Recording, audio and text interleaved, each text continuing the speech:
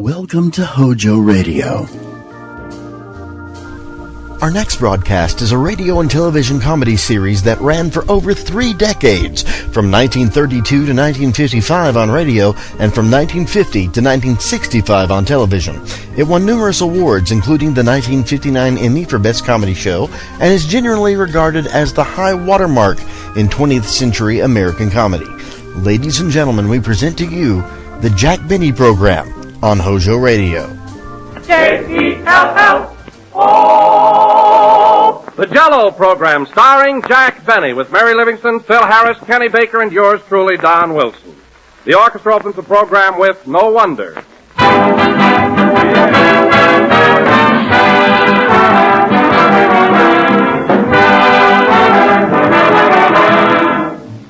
Well, here we are at the beginning of another year, and Jello wants to send greetings to all of you.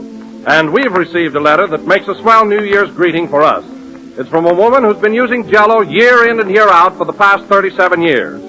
She is Mrs. C.C. Brown of Huntington, West Virginia. And listen to what she writes.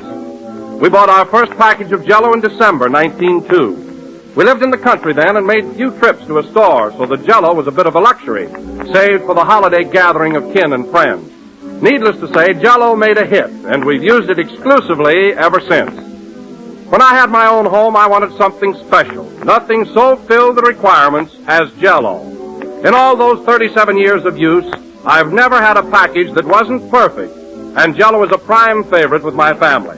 Well, thank you, Mrs. Brown. That's a grand letter to start us off on 1939, and to the rest of you, we'd like to say, if you want to give your family their prime favorite dessert, if you want to enjoy that delicious, extra-rich fruit flavor, look for the big red letters on the box.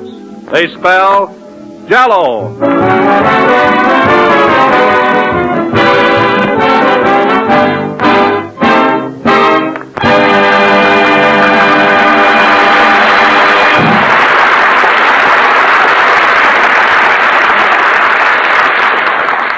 And now, ladies and gentlemen, this being the first day of the new year, it behooves me to introduce the star of this program in a manner befitting his dignity and position. Well. He is a man whose illustrious character and many fine qualities have my sincere admiration. Oh, Don, please. A man whose lovable nature and unselfish devotion to others... Say, Jack. Quiet, Mary. I want to hear this. Go ahead, Don. ...whose unselfish devotion to others has endeared him to the hearts of his public. How true. So I bring you none other than that sparkling, scintillating, outstanding personality... That's not me. I'll kill myself. Jack Benny.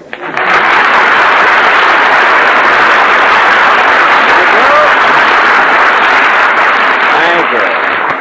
Hello again. This is Jack Benny talking, one of the sweetest guys I've ever met. And, Don, I want to thank you for that beautiful introduction. You know, as a rule, a man has to be dead before he gets such a lovely tribute. Well, I wrote it just before the broadcast while you were lying down. Oh, you didn't expect me to get up, eh? Well, I am pretty tired after last night. Hey, by the way, Don, what did you do New Year's Eve? Did you have any fun? Oh, I had a swell time, Jack. Simply wonderful. That's good. First, I took my wife to a movie, and then we went to the Coconut Grove to celebrate. Well, that was nice. First the picture, and then the Coconut Grove. I suppose you danced a lot. No, my wife left her shoes in the movie. Well, there's nothing like relaxing at the cinema. I often slip my shoes off myself, but I'm getting so absent-minded I'm not going to do it anymore. You're not? No, the other night at Grauman's Chinese, I was clear down to my underwear before the usher stopped me.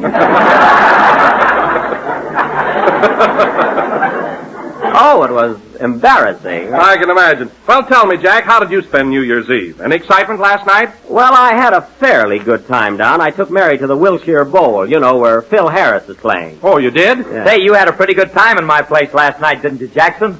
Yes, I had a nice time, Philson. But as long as it was your place, you might have seen that I got a decent table. What are you talking about? Your table wasn't so far away. It wasn't. I was so far from the bandstand, I couldn't even see the circles under your eyes.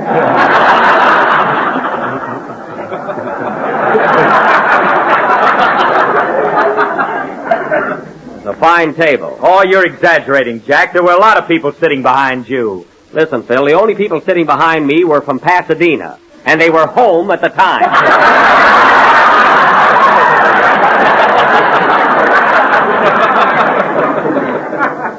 what a New Year's Eve. Well, Jack, maybe Phil couldn't help it. New Year's Eve's a big night, and after all, first come, first serve. That's what burns me up, Don. I was the first one in the place. I got there so early, the manager asked me to help blow up the balloon.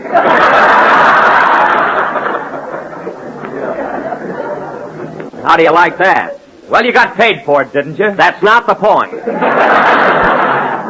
Now, let me tell you another thing, Phil. I don't mind my table being far away, but the next time you seat me behind a post, please see that there's a knothole in it. Behind a post. What are you talking about? Oh, never mind. Hello, Jack. Happy New Year. Happy New Year. I was just telling Phil about the fine table he gave us last night. Imagine seating us behind a post.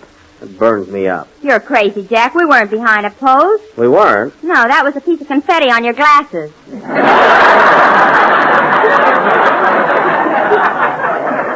Well, why didn't you tell me? I nearly broke my neck trying to peek around it.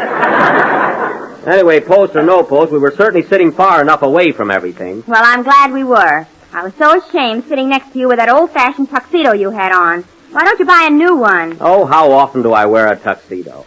Besides, it isn't so old. It isn't? No. Go on. I put my hand in your pocket and pulled out a program from Ford's Theater. Listen, Mary, that suit might be a little out of style, but they're still wearing single.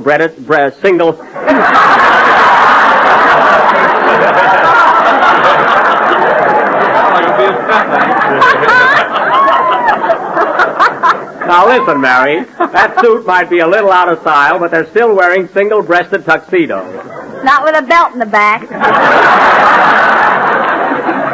Well, they're coming back, so don't be so smart. Mary's right, Jack. Oh, she is. Your pants were so tight you had to wear your garters on the outside.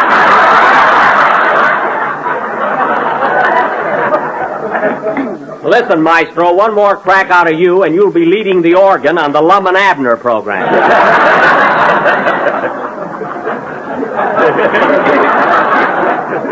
And another thing, Phil, the next time I dance by your orchestra, watch your baton.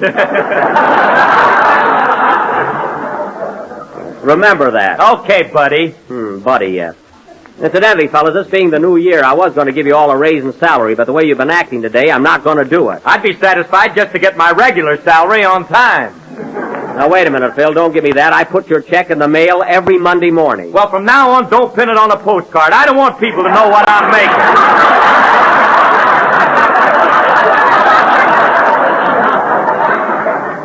All right, Phil, cut out the beefing. Let's see if we can't inaugurate the new year with a little harmony. Oh, Jack, you want to hear something awful? What, Mary? Here it is, New Year's, and I forgot to write a poem about it. Oh, that's a shame. I'll sit right down and dash one off. Okay, hurry it up. I'll fill in a little time for you, Mary.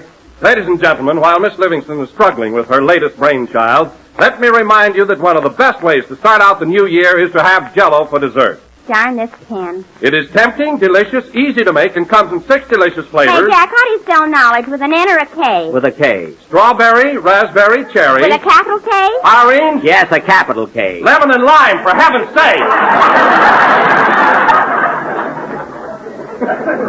I'm sorry, Don. And now, folks, going from the... All right, Jack, I'm all set. Why, Mary, is your poem finished already? Yeah? Gee, you work faster than George Bernard Shaw. Well, his beard gets in his way. Oh, that's right. What's the title of your poem? Goodbye, 1938. Hello, 1939. Well, that covers everything. Go ahead. Oh, Happy New Year. Happy New Year. Please don't be a sad and blue year. These last 12 months have been sublime. So goodbye, 38. Hello, 39. Well, so far, nobody is screaming. You just wait. Oh. I wonder who this coming year will be our favorite movie star. Will it be Garbo or Sonia Heine? So goodbye, 38. Hello, 39. 90? What has this year in store for us? For thee and thou, and thy and thus. Will Don get fatter? Will Phil be gay? Will Kenny get knowledge with a capital K? I doubt it. I'd like to ask you, if I dare, will Jack continue to lose his hair? Mary. And when it's gone, will it say away? Goodbye, 38. Hello, toupee.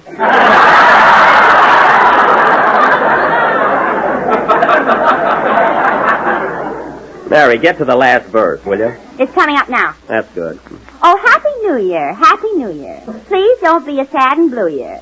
We will give you one more chance. So goodbye, Broadway. Hello, France. Well.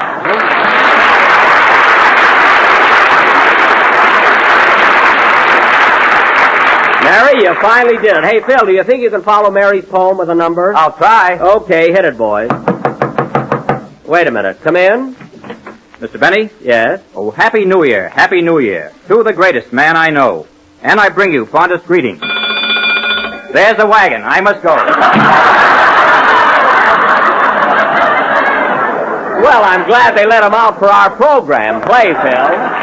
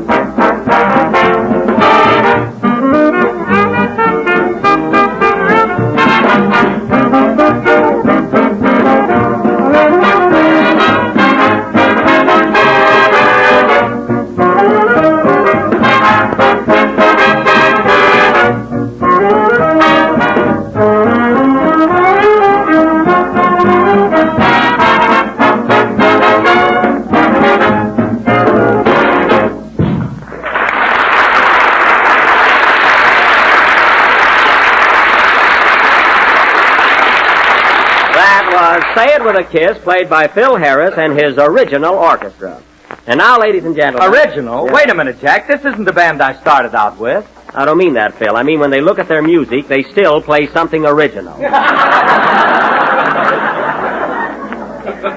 And speaking of the band, Phil, you'd think that they could start out the new year by dressing a little better. Where'd they get those awful-looking neckties? Aren't they atrocious? They certainly are. Where'd they get them? I gave them to them for Christmas. Oh. And saying that reminds me, Phil, that was some Christmas present you sent me. You must have been under the weather when you bought it. Oh, no, I wasn't. I was sober as a judge when I bought your gift. You were not. I was, too. Then let me ask you something. What use have I got for a porthole?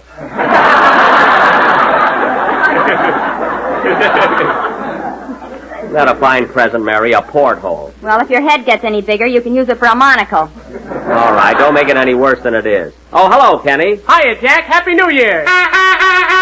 Well, Kenny, I see you're still celebrating. You must have had a good time last night. I'll say. I didn't get to bed until 10 o'clock. Gosh, I'm a wreck. Kenny, how can you be a wreck if you went to bed at 10 o'clock? I slept in a folding bed and I forgot to pull it down. Well, it's none of my business, Kenny, but would you mind telling me how you got into a folding bed without pulling it down first? I'm not going to tell till I get it patented.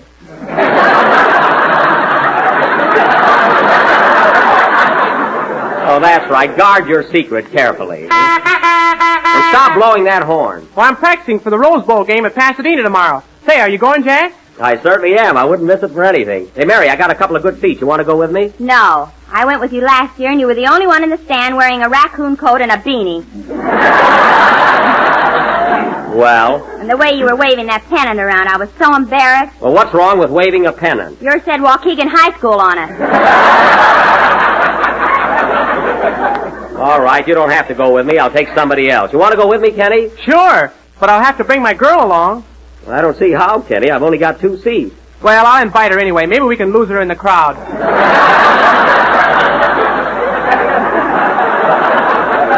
Yes, that ought to solve our problem. Incidentally, I mislaid my ticket somewhere in the house. I hope Rochester finds them. Hey, Jack, who do you pick to win the game, Duke or USC? Well, Phil, I'm a USC man myself, and I think it's a cinch for them to win. Oh, you do, eh? Well, how much do you want to bet? I didn't say anything about betting, Phil. I just told you who was going to win. Well, if you're so sure about it, why don't you want to bet? Because gambling is naughty. And you know it. You mean because you're a scaredy cat? Scaredy cat, listen, Harris, what are the odds on the game? 2-1 on USC. All right, wise guy, I'll bet you 20 cents to a dime, and put up or shut up. Well, what are you stalling for, Harris? He's afraid if he wins, you'll fire him. That's it. I thought you'd welch on it. 20 cents to a dime. Make that $100 to 50 and you got a bet. Don't try to show off, Bill. You had your chance. Now, let's drop it. You know, I don't think Jack wanted to bet at all. Sing. Kenny, your job on this program is to sing. Well, I can have a hobby, can't I?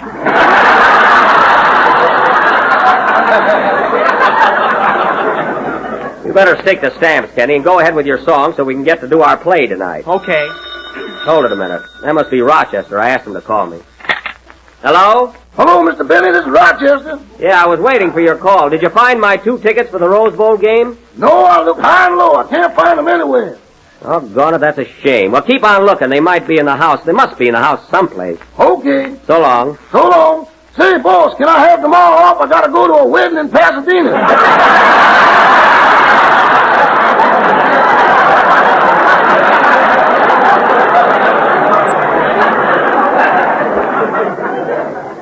A wedding in Pasadena.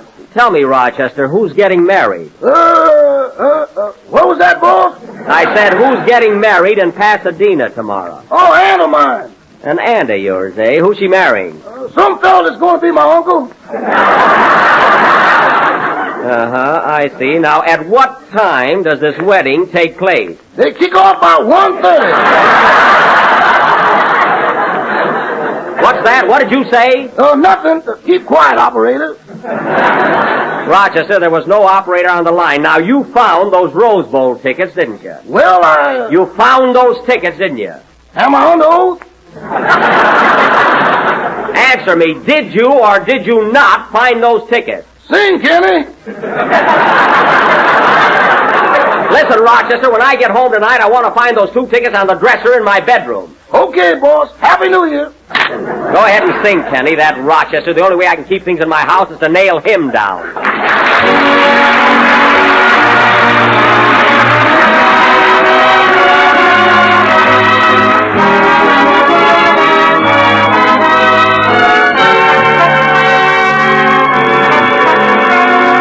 I promise you with heart sincere that I will always love you, dear.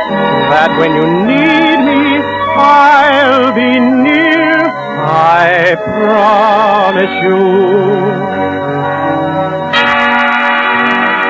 My love for you is as great as a love can be. Yet words couldn't quite express the way that I feel.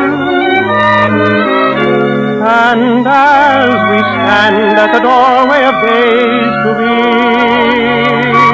I faithfully take an oath on all that concerns us both.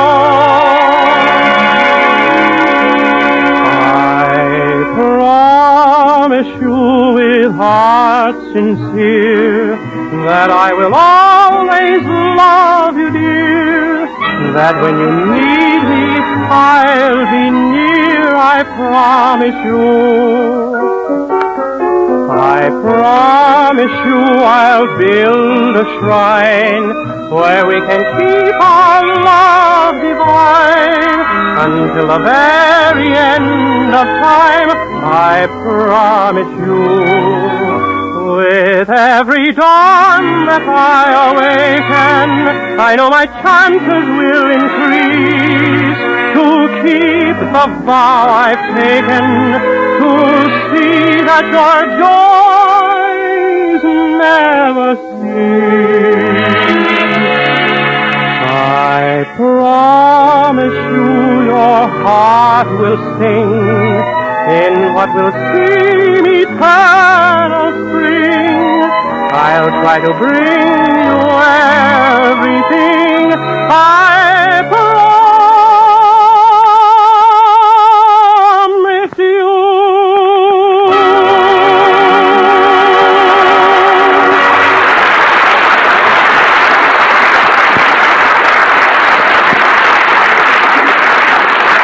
that was I Promise You, sung by Kenny Baker. And Kenny, that was very good for a fellow who stayed up until 10 o'clock. Your voice hardly showed it. Oh, I'll put myself together in a couple days. I hope so. And Kenny, if you got to bed at 10 o'clock last night, how'd you get those awful circles under your eyes? I painted them on. Ain't I nuts? You sure are. And now, ladies and gentlemen, for our feature attraction this evening... I was going to paint wrinkles on my forehead, but my mother wouldn't let me. Well, she was right. And now, ladies and gentlemen... If I was Kenny's mother, I'd trade him in for an Airedale. Now, Mary, Kenny's mother wouldn't do that. And now, folks... We've got an Airedale. All right. If you two will quiet down, I'd like to get on with our play. And now, folks... You know something, Kenny? I never met your mother. Oh, you didn't? Phil, for heaven's sake, who cares? Now, let's get on with the play. Everybody's butting in here but Don. Well, I met Mrs. Baker. Oh. Well, I'm very happy to know it. And now, folks, going from Mrs. Baker to our feature attraction of the evening, this being the first day of the new year, tonight we are going to present an original play, a sort of a New Year's fantasy, entitled The New Tenant, or Goodbye 38, Hello 39. Now, I will... You stole that from my poem. Mary, that was just a coincidence, believe me. Now, in this fantasy, I will play the part of 1938. And Mary... You know, Jack, I read this play 4 times, and I still can't understand it. Well, in the first place, Kenny, our play is a little too deep. And in the second place, you're a little dope. Now, I will be 1938, and Mary will be Mrs. 1938, my loving, loyal wife. And we have 12 children. What are you laughing at? I don't know. It's censored. Then keep still. Now, our play opens in the home of Mr. and Mrs. 1938, who live in a big round house called the Earth. It is almost midnight on December 31st, and their lease is about to expire. Curtain. Music.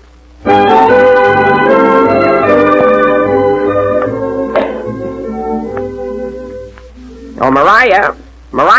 What do you want, Pa? Better hurry up with that packing. The landlord said we got to get out by midnight to make room for the new tenant. The new tenant? Who is he? Oh, some little nudist by the name of 39.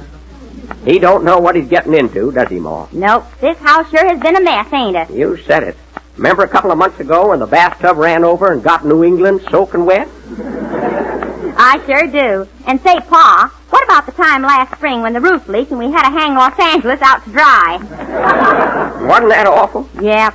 Hey, Pa, turn on the moon. I can't see what I'm packing here. Okay. Hey, Moon. What do you want, you old fossil? I want some light down here. And quit winking at my wife.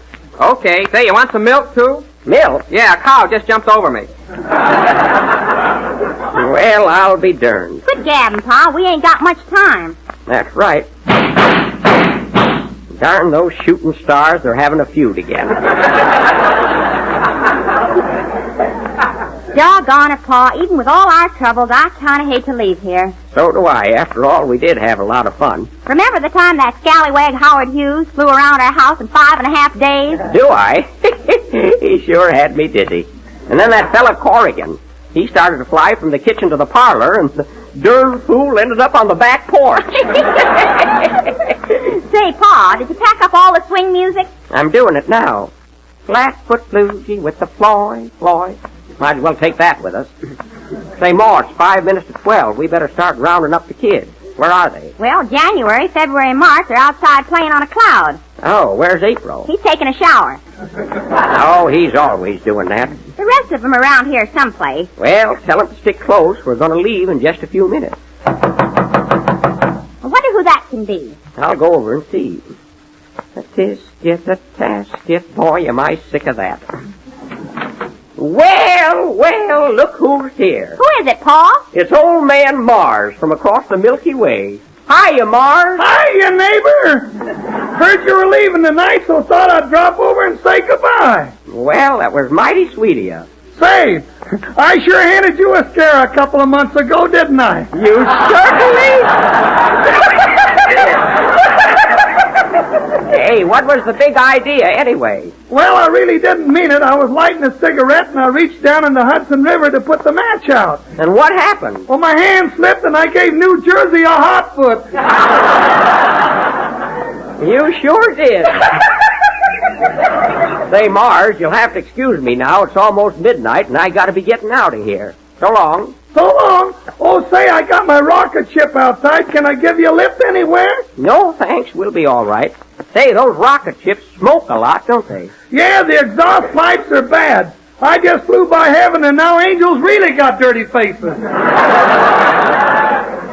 Well, if you pass by the other place, give my regards to Fred Allen. So long, Mars. So long. Well, Ma, it's almost midnight, so put on that silly hat of yours and let's get going. Okay, Pa. There's the first stroke of 12. I wonder what's keeping the new tenant. Don't worry, he'll be here. Doggone, Ma, I forgot to find out where we're moving to. Thought you bought a place over on Jupiter. No, but I took a look at Venus. Time's a-fleeting. We can't leave until that little brat gets here. That must be him now. Yep. Come in. Well, hello, young fella. Are you the little New Year? I ain't Bobby Green. Well, my boy, come right in. Well, this is it, young man.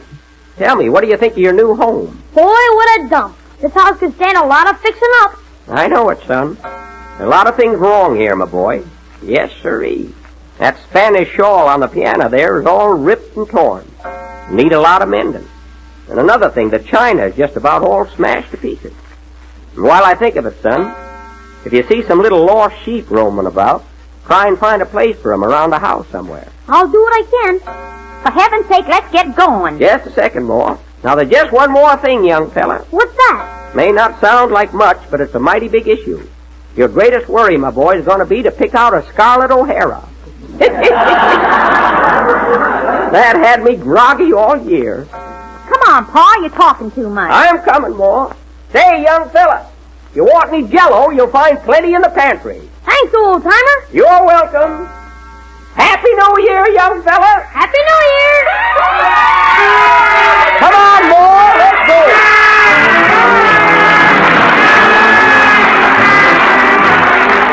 Here's a swell new dessert for the holiday season. It's one the whole family will enjoy, and it's easy to prepare. It's Jello butterscotch pudding. And until you've tried it, you don't know just how delicious a pudding dessert can be. Creamy smooth, rich and tasty, with that real old-fashioned butterscotch flavor that will bring the family back for more. Then try the new Jello vanilla pudding, tempting, delicate, and full flavored. And a Jello chocolate pudding, smooth and chocolatey, the kind that Mother used to make, but far quicker and easier.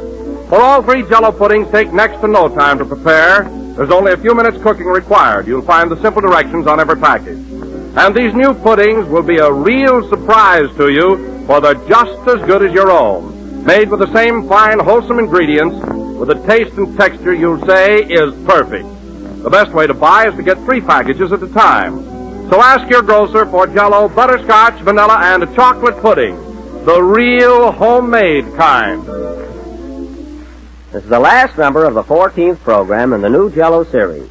And we will be with you again next Sunday night at the same time. Are you listening, Tommy? And now, ladies and gentlemen, I would like to announce that in response to many, many requests, and owing to a renewed and timely interest, we are going to present our version of Walt Disney's famous picture, Snow White and the Seven Dwarfs, next Sunday night. So if you missed it the first time, folks, be sure and tune in. And if you heard it, tune in anyway, as we're going to have a brand new Prince Charming. Guess who, folks? Oh, Andy, you gave it away. Good night, folks.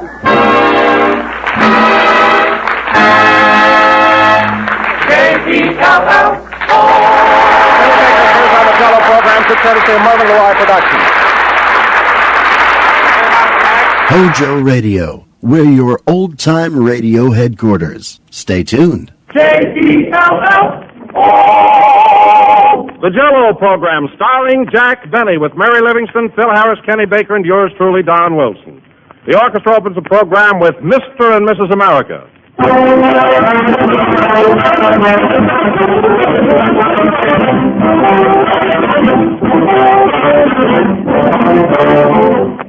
You know, Well, one of our grandest American institutions is the Good Old Time Parade. And starting next Thursday, April 6th, the Parade of Progress will go marching along all over this country.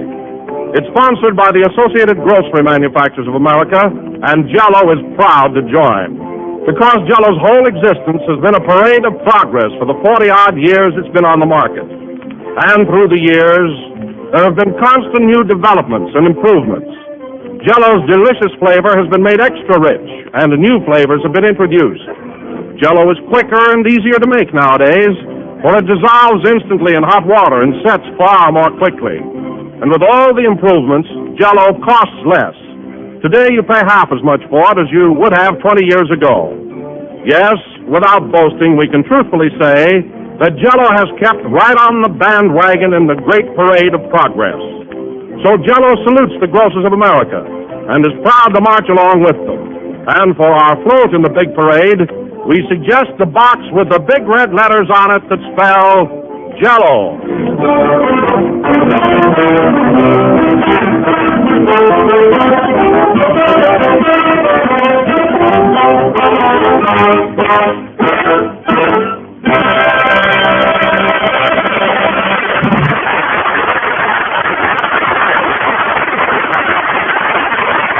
That was Mr. and Mrs. America played by the orchestra. Now, folks, you all know last Wednesday night, Clark Gable and Carol Lombard eloped to Kingman, Arizona, and were married.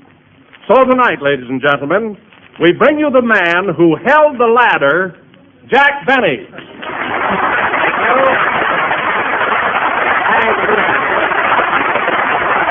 Thank you. Yes, sir. Jello again. This is Cupid's assistant talking. And, Don, I don't know where you got that information about my helping Clark and Carol.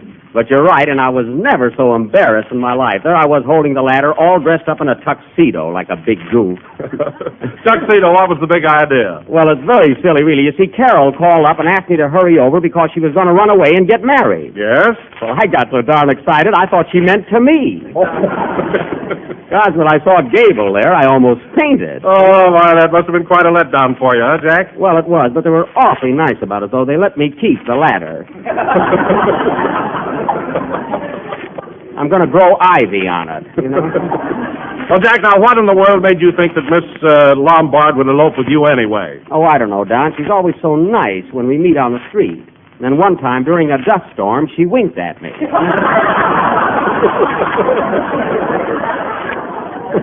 So, what was I to think? Oh, it's too bad, Jack, but you shouldn't jump at conclusions like that. I'll say I shouldn't. On the way over to her house, I tore up all my old phone numbers. Now, if I want a date, I'll have to join the Lonesome Club. But as I said before, Don, they were awfully sweet. You know, they even wanted me to go along with them, and... Pardon me. Hello? Hello, Mr. Bennett, this is Rochester. It is, eh? Are you still mad at me, boy? Yes, Rochester, I'm not talking to you. Goodbye. Can't get around me that easy. Now, what's the trouble, Jack? It's a personal matter, Don. I'd rather not discuss it. What were we talking about? Oh, you said something about Clark and Carol wanting you to go along with them. Oh, yes, they needed the best man at their wedding, but I couldn't make it. You see, I'm pretty busy right now. I started making my new picture at Paramount. Paramount? Why, that's where you made your last one. I know, Don. Don't act so surprised.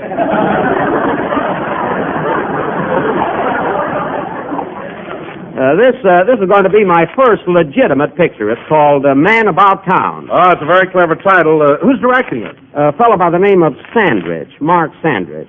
And I'm having a lot of trouble with that guy, too. Jack, you're always having trouble with your directors. What's wrong this time? There's plenty wrong. You see, Don Sandrich directed most of the Astaire Rogers pictures, and he can't get away from that Fred Astaire treatment. It's too much for me. Oh, now, what do you mean? Well, he has me jumping over furniture all the time. Gee, I'm so tired at night, I can hardly rinse out my socks.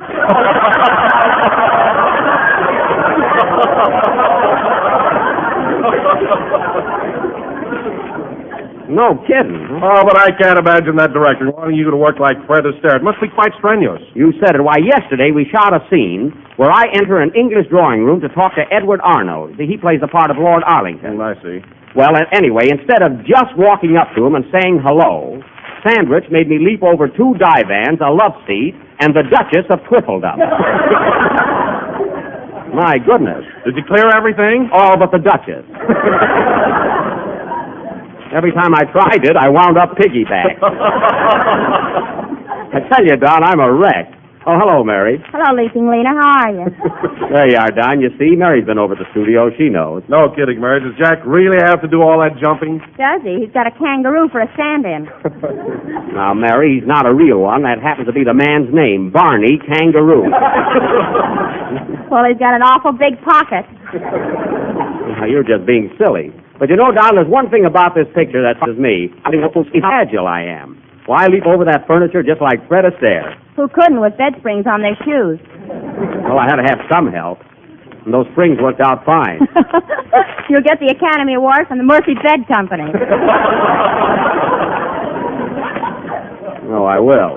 Well, let me tell you something, Don. If I don't break a leg, I think this is going to be my best picture. Oh, I'm glad to hear it, Jack. Who's going to be in it besides yourself? Well, there's Dorothy Lamour, Edward Arnold, Benny Barnes, E.E. Clive, 500 extras, and Phil Harris. By the way, where is Phil? Oh, he'll be here in a little while. No kidding, Jack. Is Phil really going to be in your picture? Yes, I got him a small part. He also hangs up my clothes and sees that they're pressed, you know. That'll keep him busy. Those big love scenes with Dorothy Lamour will keep him busy, too. Listen, Mary, Phil may hold Dorothy in his arms, but her heart belongs to Benny. Don't worry about me. Say, Mary, how is Phil in the picture? Is he a good actor? I think he's going to be great in it. Great? What a show-off. Somebody told him he had beautiful hips, and he keeps backing into the camera.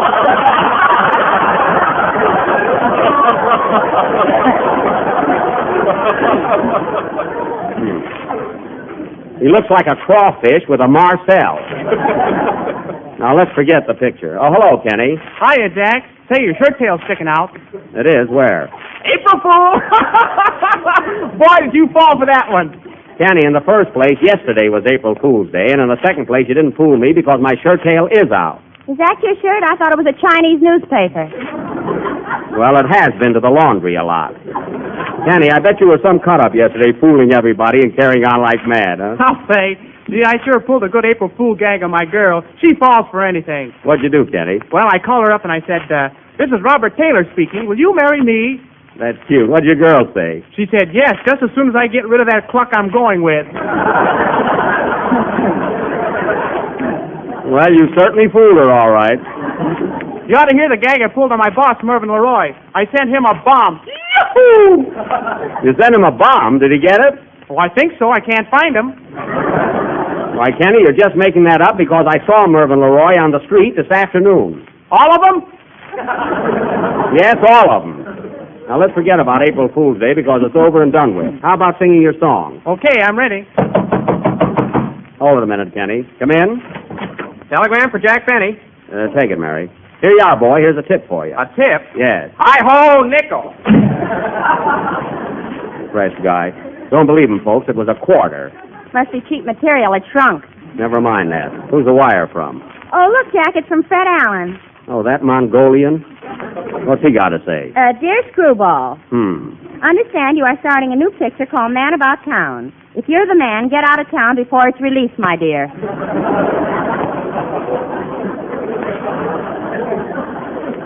Oh, he would have to put his 2 cents in. That's a hot one. Sing your song, Kenny, or I'll put you back in the trunk. That Allen's going too far.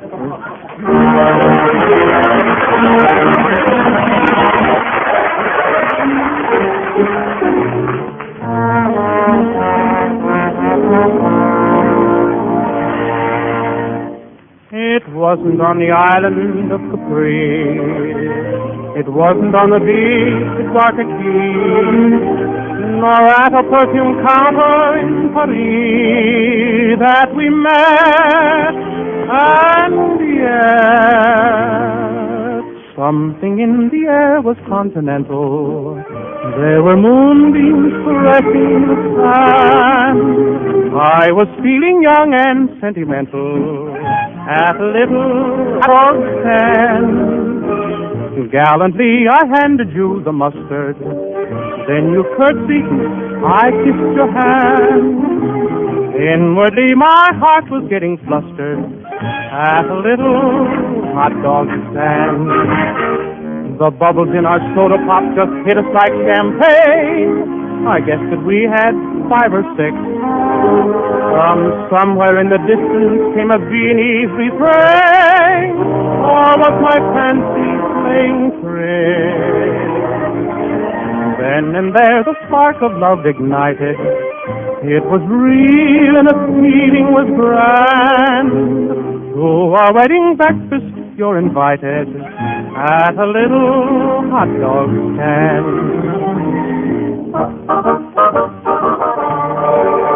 There were moonbeams caressing the sand at a little hot dog stand. Gallantly I handed you the money. Then you curtsied and I kissed your hand. At a little hot dog stand. The bubbles in our soda pop just hit us like champagne. I guess we had 5 or 6. From somewhere in the distance came a Viennese refrain, or was my fancy playing trick? Then and there the spark of love ignited. It was real and the feeling was grand. To our wedding breakfast you're invited at a little hot dog stand.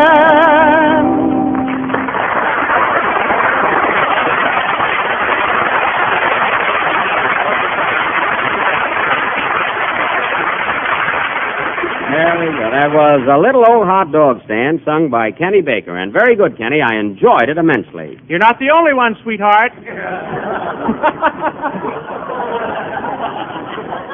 Modest little devil. And now, ladies and gentlemen, we have a rare treat in store for you. Mr. Don Wilson, that eminent American author, has written another... I can't get over that wire from Alan. You know, Don, that guy's got a lot of nerve taking up my time with those cheap gags of his. I agree with you, Jack. Did you hear him Wednesday night? Yes, him and that Maxwell Strauss stuff. He's about as clever as Simple Simon. Well, I think it's marvelous the way Fred makes up his gags as he goes along. Oh, you do, eh? Yes, he certainly knows how to ad-lib. Ad-lib? Sure he ad-libs. He has to. He can't read a script. Why, do you know, Don, he has nothing in his library but life, look, and click.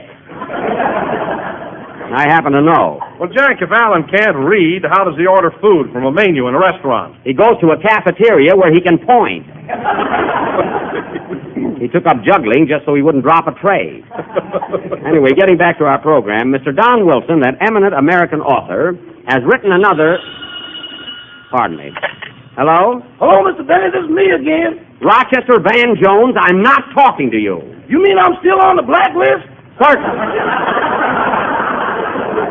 Goodbye. What's the matter with you in Rochester, Jack? Oh, it's nothing, Don. Forget it. I know. Quiet. Where were we, Don? Well, you started to tell the folks about my play. Oh, yes. And now, ladies and gentlemen, Mr. Don Wilson, that eminent American author, has written another of his famous short playlists, which are bringing him nearer and nearer to the Pulitzer Prize. Take it, Wilson. The scene is the home of Mr. and Mrs. Luke Miller, who live in a cabin in the just heart of the Mojave Desert. They are just finishing their evening meal. Music, please.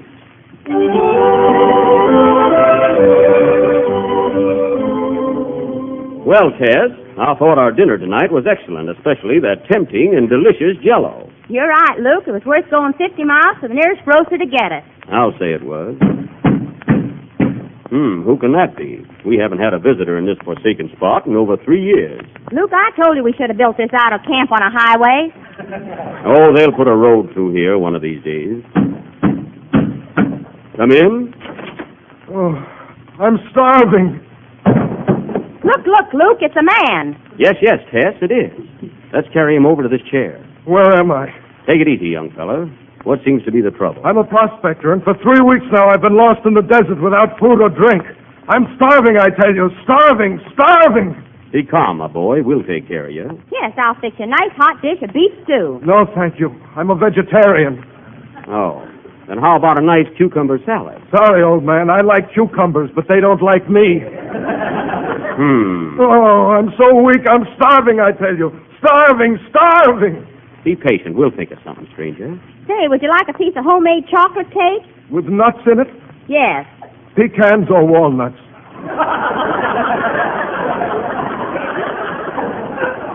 Walnuts. No, thank you. Well, good heavens, man, you gotta eat something. Isn't there anything you'd like? Yes. Have you any Jello? Jello? I'm sorry, old man, we had some, but we ate every bit of it. But I'm going to make it again tomorrow. Okay, I'll be back. So long.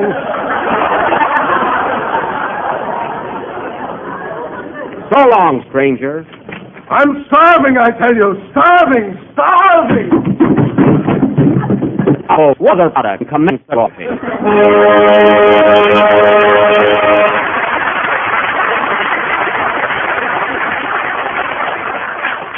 That little drama, folks, was written by our own Don Wilson. And, Don, I'll have to admit that you're a fat Noel Coward. Of all your plays, that's the best one yet. Well, don't give me all the credit, Jack. That was a true story. I believe you. You know, one of these days, Don, you ought to... Hey, Jack, look who just came in. Oh, yes, our new movie star. Hello, Mr. Harris. You're a little late, aren't you? I am a bit tardy, but by the time I selected my wardrobe and had my bath, time just fizzled away.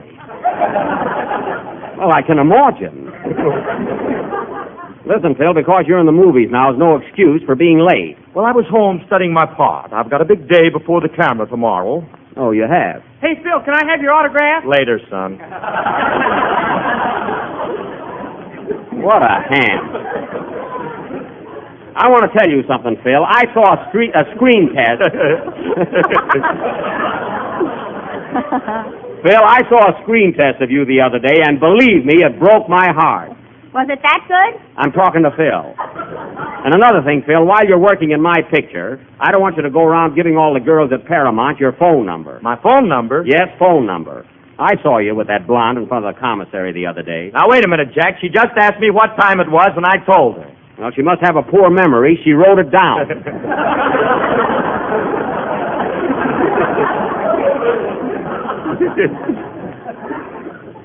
I can't see how you ever got into a suave, sophisticated picture like this one. You should talk. You used to be a comedian in a burlesque show. Sliding Sam Benny. Now, that's what I call greening it up. Mary, have I ever been in a burlesque show? Only as a customer. There you are. I just go in there once to get my father. He's nearsighted and thought it was Grand Opera. Who is he waiting in the alley for, Gallicurchi? I didn't inquire. And now, Phil, if you can forget you're a movie star for a couple of minutes, how about a band number? Okay, Jackson. The boys and myself are going to play a popular little ditty entitled, Never Mind the Bread, Sonny, Pop'll Be Home with a Bun. Now, Phil, stop with those epigrams. Now, what are you going to play? All right. Mary and I have been rehearsing that new song, I Go For That, and we're going to sing it to each other. Oh, well, that's a novelty. Say, Mary, you're going to sing with Phil, eh? Uh-huh. That ought to be cute. Well, that's better not become a habit. Kenny, don't be so jealous. You're not the only singer in the world. Well, I'm the object of my affection. Never mind that. Go ahead, Phil and Mary. Let's hear what you've cooked up. Okay. Hold it a minute. Come in. Mr. Benny, Yes? is your real name Maxwell Stroud? No, it isn't. I'm not Maxwell Stroud. Don't lie to me, Daddy. Come right home. Get out of here! What a pest. I wonder if I could catch him on flypaper.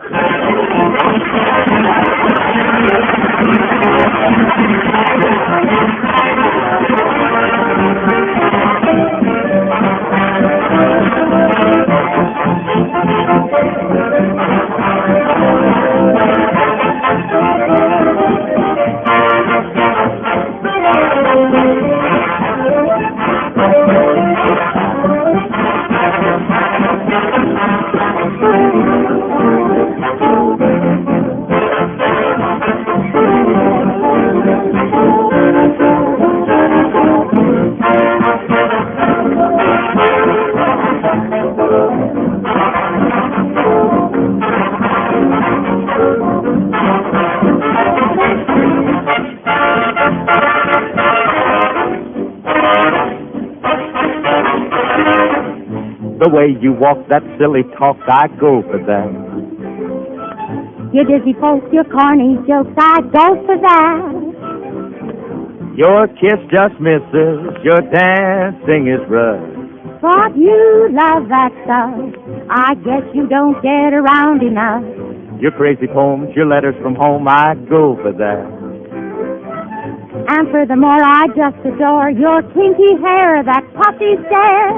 To Mr. Cupid, I take off my hat. You can't account for a silly taste of all the girls you could have chased. I looked at you and ooh, I go for that. You know, Mary, we'll have a home, a private phone. I'd go for that. Yeah, not only that, you'll have a ring, a pretty thing. I'd go for that. But your salary misses, so cut off that stuff. You mean the going will be rough? I guess you just don't make enough. But Jello's fine and I'm in line to get more dough. I heard that crack. You'll get the sack, you corny Joe from the Wilshire Bowl. Now, Mr. Benny, you take that right back. Now look at boys, you mustn't fight. You're breaking up my wedding night. He better not, 'cause ooh, I go for that.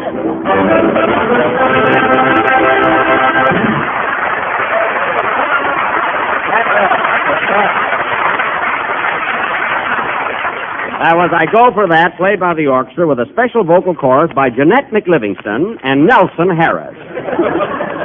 The Nightingales of the Jello program. If you want the real on, ask me. Kenny, I don't recall anybody asking you. Now keep still. More darn singers on this program. Don't be surprised if I'm not here next Sunday. You'll be here next Sunday and like it. Well, I'll be here, but I won't sing. You'll sing, too. Now drop it. And now, folks. I won't sing good.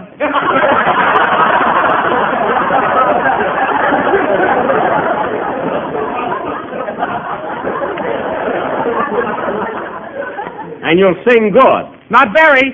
Kenny!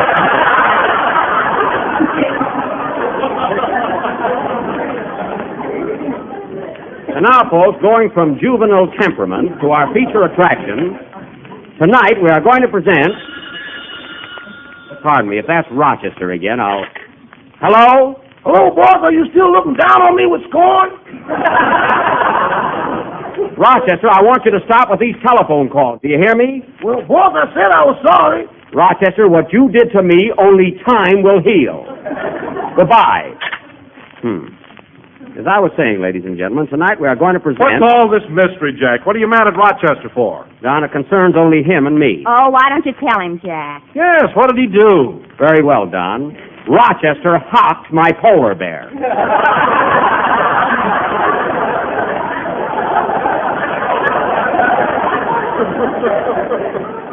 That's what he did. He what? You heard me. He pawned Carmichael for $30. Of all the low tricks. For heaven's sake, Jack, didn't you know the bear was missing? Of course I did, but Rochester told me he was playing the Orpheum.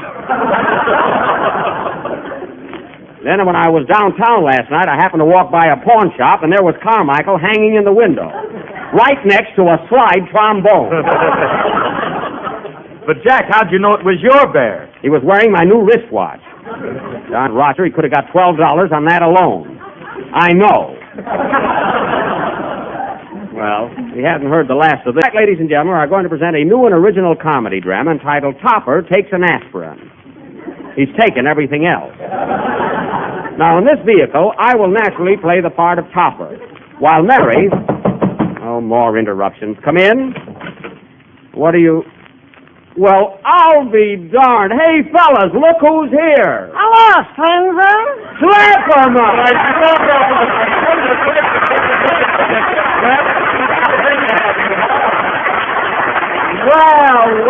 Well, this is indeed a surprise. It's good to see you again, Slapperman. And I'm happy to see you too, Jackie boy. Well, look, everybody's here. It's like old times. Hello, Mary. Hello, Slap. My, you're getting prettier every day. Thanks. How's your wife? Vice versa.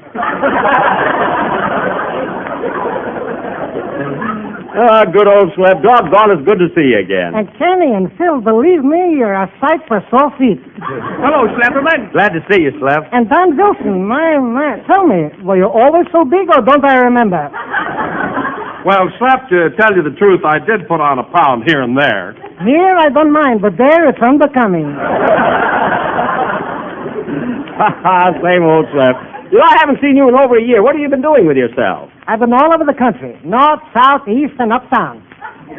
I was playing in vaudeville. In vaudeville? What kind of an act did you do? I was a magician. Oh, a magician. Wow. Were you a good one? Sensational. You should see me pull the lining out of the head.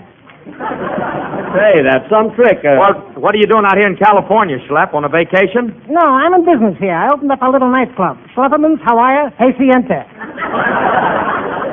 Look, if you're... Well, I'll sure be out there to see you. Tell me, Schlepp, have you got a floor show? Have I got a floor show? My son Pincus plays the drums. I play the ukulele. Oh. And for a feature, my wife wiggles. Say, that sounds great. You know, I'd like to drop in and see your wife do the hula. Okay, if you're passing by, but don't make it a special treat, please. Oh, she can't be that bad. Well, I wish you a lot of luck in your new place, and we'll be over to see you very soon. Thank you. Well, I gotta toddle along now. Aloha, everybody. So long, Schlepp. Good afternoon, son. So long, Schlepp. I wanna go back to my little dress shack on the La Hacienda on 3rd Street around the corner.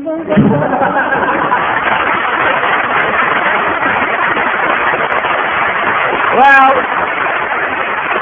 it was sure good seeing Schlepperman again. He's a nice little fellow. Well, kids, getting kind of late now. I don't think we'll have time to do our play. So how about saving it for next week? It's very long, and if that's who I think it is, he's in for a good bawling out. Hello? Hello, boss. This is your bad boy talking. Rochester, I told you before, I'm not making up with you until you unhock that polar bear. So goodbye. Goodbye. Wait a minute, boss. That's what I called you up about. I got Carmichael out of the pawn shop. He's back in the house. Oh, well, that's more like it. Now, don't you ever do a thing like that again. Goodbye. Goodbye. Now, wait a minute. I just thought of something. Where did you get the $30 to get Carmichael out of the pawn shop? I thought you weren't speaking to me. Rochester, where did you get that $30? The what? The $30, where did you get it? It could have been a legacy, you know. It could have, but it wasn't. Now, for the last time, where did you get the $30? I sold my AT&T. Rochester, you never had a share of stock in your life. Now, if you don't tell me where you got that $30, you're fired. Okay, boss. Your violin is now hanging where Carmichael was. Oh, my... Rochester, did you pawn my Stradivarius? That ain't what the man said. So long, boss. Rochester, can you imagine that, fellas? He pawned my violin.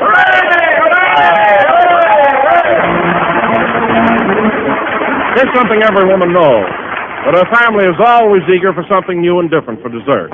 It's not always easy to find, though, and that's why every week we try to bring you some new ideas. Tonight's specialty is a delicious combination called Jello Plum Mold. It's a shimmering mold of rich red cherry Jello with canned blue plums, the big juicy kind. It's easy to make, too, and here's how. Dissolve 1 package of cherry Jello in 1 pint of hot water and chill until slightly thickened. Then fold in 1 cup of canned blue plums. Mold until firm and, well, there you are. Quick, easy, and temptingly good. For cherry Jello brings you that incomparable, extra-rich flavor, as appetizing as fresh, ripe fruit. It tastes just grand combined with the succulent goodness of juicy plums, so try this new dessert tomorrow. Ask your grocer for cherry Jello and surprise the family with a Jello Plum Mold.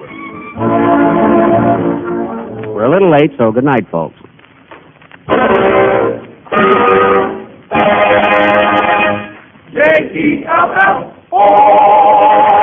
Photographers on the Jello program for courtesy of Marvin Loire Productions. This is the National Broadcasting Company.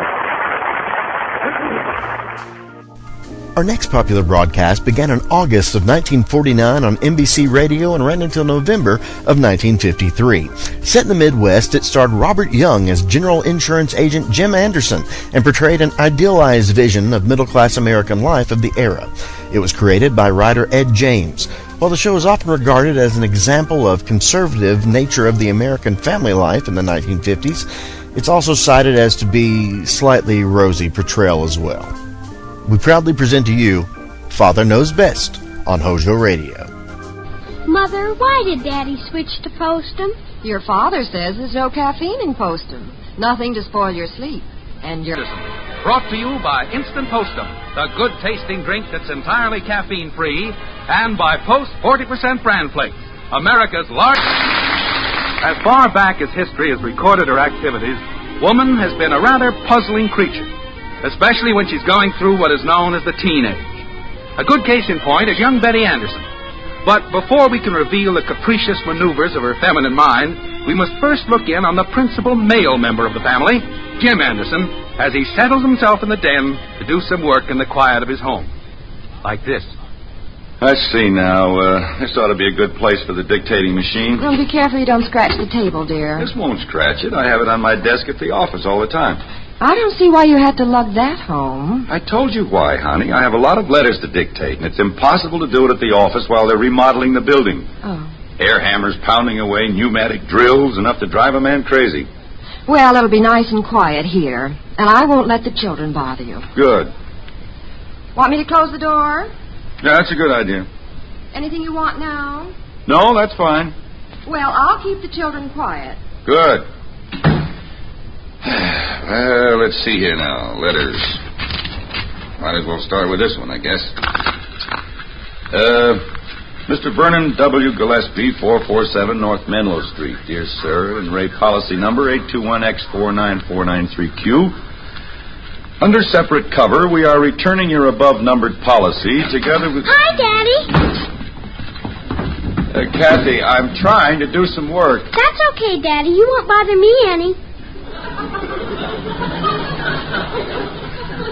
Well, Kathy... There's a new family moving in next door, and I want to watch them unload. Well, can't you watch them somewhere else? This is the only window where you can see them. Well, all right, but just be quiet. I will, Daddy. Let's see here. Returning your above-numbered policy together with the loan agreements and the vouchers... Hi, Dad. How come you're home? Oh, got some work to do. There's a new family moving in next door, Dad. So I've heard. Move over, Shrimp. You're taking up all the room. Bud. You don't need all that room. Kids. Hey, look, they're carrying in a bicycle. Must have a boy in the family. I wonder how old. Kids. Oh, probably some little squirt about your size. Boy, I hope so. Kids, I'm trying to dictate some letters here. Do you mind? Oh, sorry, Dad. We'll keep quiet. Where was I? Oh, yes. Returning your above-numbered policy with the loan agreements... Kathy, what are you doing in here? Nothing. They bothering you, dear? Oh, no. I told them to stay out of here. Come on, children, leave your father alone. Just a minute, Mom. We want to watch just a little longer. Watch what? It seems there's a new family moving in next door. Oh, really? Oh, I didn't know that. Let me see, Bud. Oh, me. Well, look at that lovely buffet. Come here, dear. Margaret, My stars. Look at that tomato-colored Davenport. Well, better make the best of this. Let's see, where was I? Better start over. Mr. Vernon W. Gillespie, 447 Menlo Street. Dear Sir. Hey, where is everyone? Under separate cover... Oh, hello, Father. We are returning... Betty, don't make any noise. Your father's trying to work. Your above-numbered policy... Are you working, Father? Who can tell? Above-numbered policy together... Hey, Betty, we're watching the new family. Kathy, shh. Oh, how utterly plebeian can you be? With the loan agreements and the vouchers... Mother, I'm ashamed of you for stooping to such... Gee, look at the boy who just drove up in the station wagon. Is he going to live there? Well, I suppose so. Yeah, that's the second time he's driven up with a load. Oh, isn't he cute? And to think he's going to live right next door. Oh! Princess. Oh, such beautiful, wavy, black, utter hair. How can I meet him? Okay, I give up. The simplest way I know of is to go out there and say hello. Here, let me see him. Go out there and say hello? You said you wanted to meet him, didn't you? Oh, don't be so utterly Model T.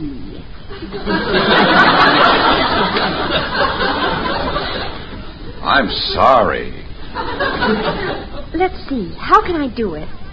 I want to attract his attention in some good, subtle way. You might go out there and start throwing meatballs at him.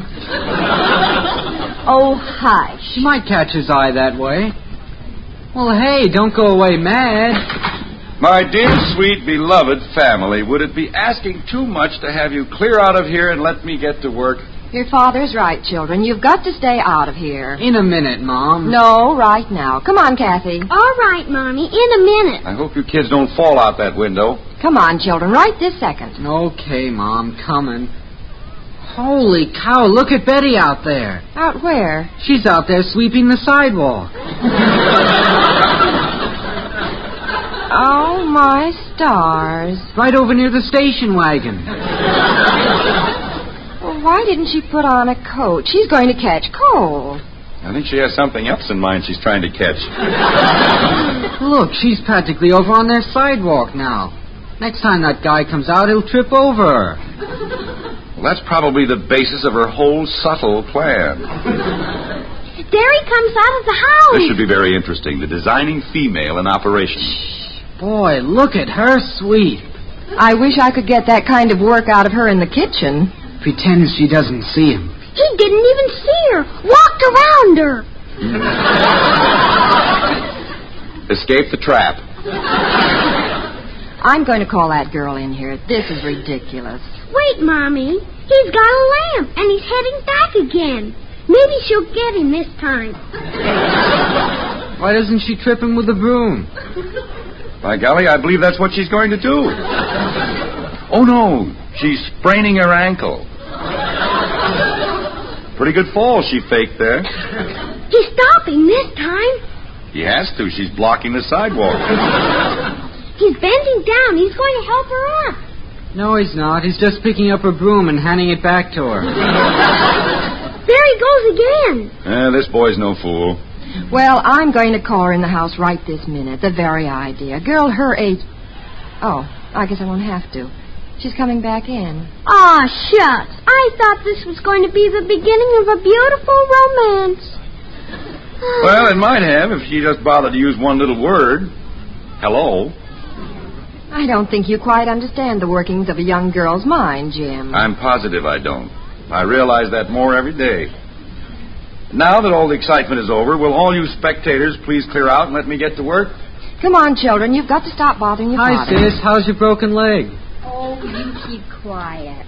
Betty, I don't think it was very ladylike of you to go out there and Mother, there is the utterly stupidest, the most utterly ignorant boy I've ever seen in my whole utter life. I don't know. I thought he was rather a gentleman. Handed you back your broom. Oh, pooh. You can't ask more than that of a gentleman. Well, I just hope I never have to speak to that insufferable little... He's looking over toward our house. Is he really? Maybe he saw me after all. How could he help it? Maybe if I'd put on that pretty new red dress I've got, I think I'll try it. Now, Betty, don't do anything like that. Oh, dear, that girl.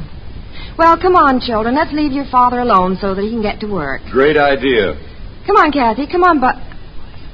Wait a minute. Where is Bud? I don't know. He was right here a minute ago. Bud? Margaret, can't you hunt for him in some other room? That's strange how he disappeared so fast. Well, come on, Kathy. Okay, Mommy. Mother! What is it, Betty? Do you know where my red checkered hair ribbon is? You mean the plaid one? I looked there. It's not there. Well, try the other drawer. Oh, how I long for the peace and quiet of the pneumatic drills. Well, come on, Kathy. You come out in the kitchen with me. Okay, Mommy. You go ahead and work, Jim. That was vaguely the plan I had in mind. Where's Betty? I got news for her. Hey, where did you go, Bud? Next door. Where's Betty? Is she upstairs? Did someone call me? Yeah, I did. Hey, look, I got some news. How do I look, Mother? Well, you look fine, but I don't approve of you dressing up just to attract some new boy. What will Ralph say about this? Oh, I'm not speaking to him anymore. This week. Father, tell me, if you were that boy next door, would you give me a second look? Yes. I'd take a second look to see what you've done with your broom. Sis, do you want to hear what I got to tell you, or don't you? It's about that cluck next door. The new boy? Yeah. You want to meet him, don't you? Why do you think I've got on this outfit? Well, you're gonna get your wish. I am? Yep, Fred's coming over here. That's his name, Fred. He's coming over here? Yep. I can hardly believe it. How did you manage it? Oh, it was simple. I just told him you were dying to meet him, so he's coming over to meet you. Oh, no, you didn't. Oh, you ruined me. What did I do? This is the end of everything. Wait, Betty, it's not as bad as you think. Oh, this is awful. Dad. Yes, son? What did I do wrong? I wish I knew, son. Jim, poor man, can't seem to figure out his teenage daughter, Betty. Well, the ways of most women are sometimes pretty baffling. And yet, take a lady like Mrs. Ed Prentice. But maybe I better let Ed himself tell you about it. Ed? You know, lots of us men sometimes get the idea that our women folks aren't as much concerned with our welfare as they should be. Well, I want to say right here and now, it isn't true. And just to prove it, take my own case. You know how I first became friends with Postum? Well, it's all because my wife figured out just why I wasn't feeling tip-top. I didn't have sense enough to realize that maybe it was the caffeine in my coffee that was keeping me awake nights and all tired out and jittery days. But she did. She said, "Look, honey, why don't you switch to Postum?" And believe you me, she had the facts, too. "Sure," she said, "Postum doesn't have any caffeine, none at all. And looks to me like you're one of those people who can't take caffeine, though, of course, many people can." So I tried Postum, and I liked Postum. Still drink it regularly. And sleep? Say, you switch to Postum yourself and see what a wonderful difference it makes, and how you sleep and how you feel. That's Postum. Instant Postum. The good tasting drink that's caffeine. Pictures through the air, but by golly, there's one problem he hasn't solved. He hasn't figured out women. Look at what's going on in the white frame house on Maple Street. Just because Bud went next door and told the new boy that Betty wanted to meet him, you'd think the world was coming to an end. Jim and Bud and Margaret are in the downstairs hall, and Betty is on the upstairs landing. The thunderbolts are flying. Stand back. Oh, why was I born to think that my own brother would do this? Now, Betty, be reasonable. How could anybody be so utterly stupid? All I did Betty, was... dear, listen. This is the end, the absolute end. I'll never be able to show my face outside again. I'll have to leave town. Holy cow. Oh, to die, but to utterly die. She must have popped a cork. Bud, you should have known better. All I did Margaret, was... why is it Bud's fault? Betty was doing everything but setting the house on fire to meet the boy. I know, dear, but... Bud simply did the logical thing. What's wrong with telling this Fred, or whatever his name is, that Betty wants to meet him and inviting him over? Yeah, I don't get it. Look, it's very simple. When a girl says she wants to meet a boy, she means that she wants to meet him, but she wants the boy to not think she wants to meet him, but that he wants to meet her. Don't you see?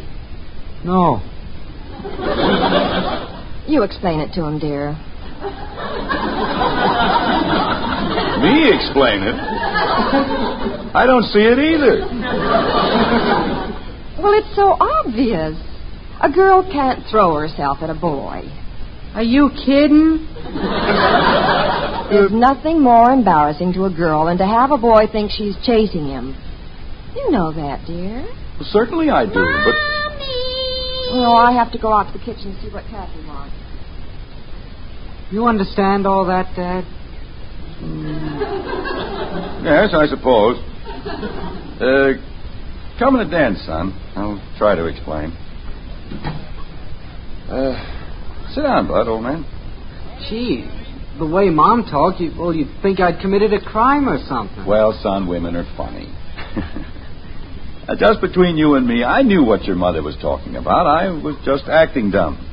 You're a pretty good actor. You see, son, another thing about women, they'll try to explain to you how they think, but they don't really want you to understand.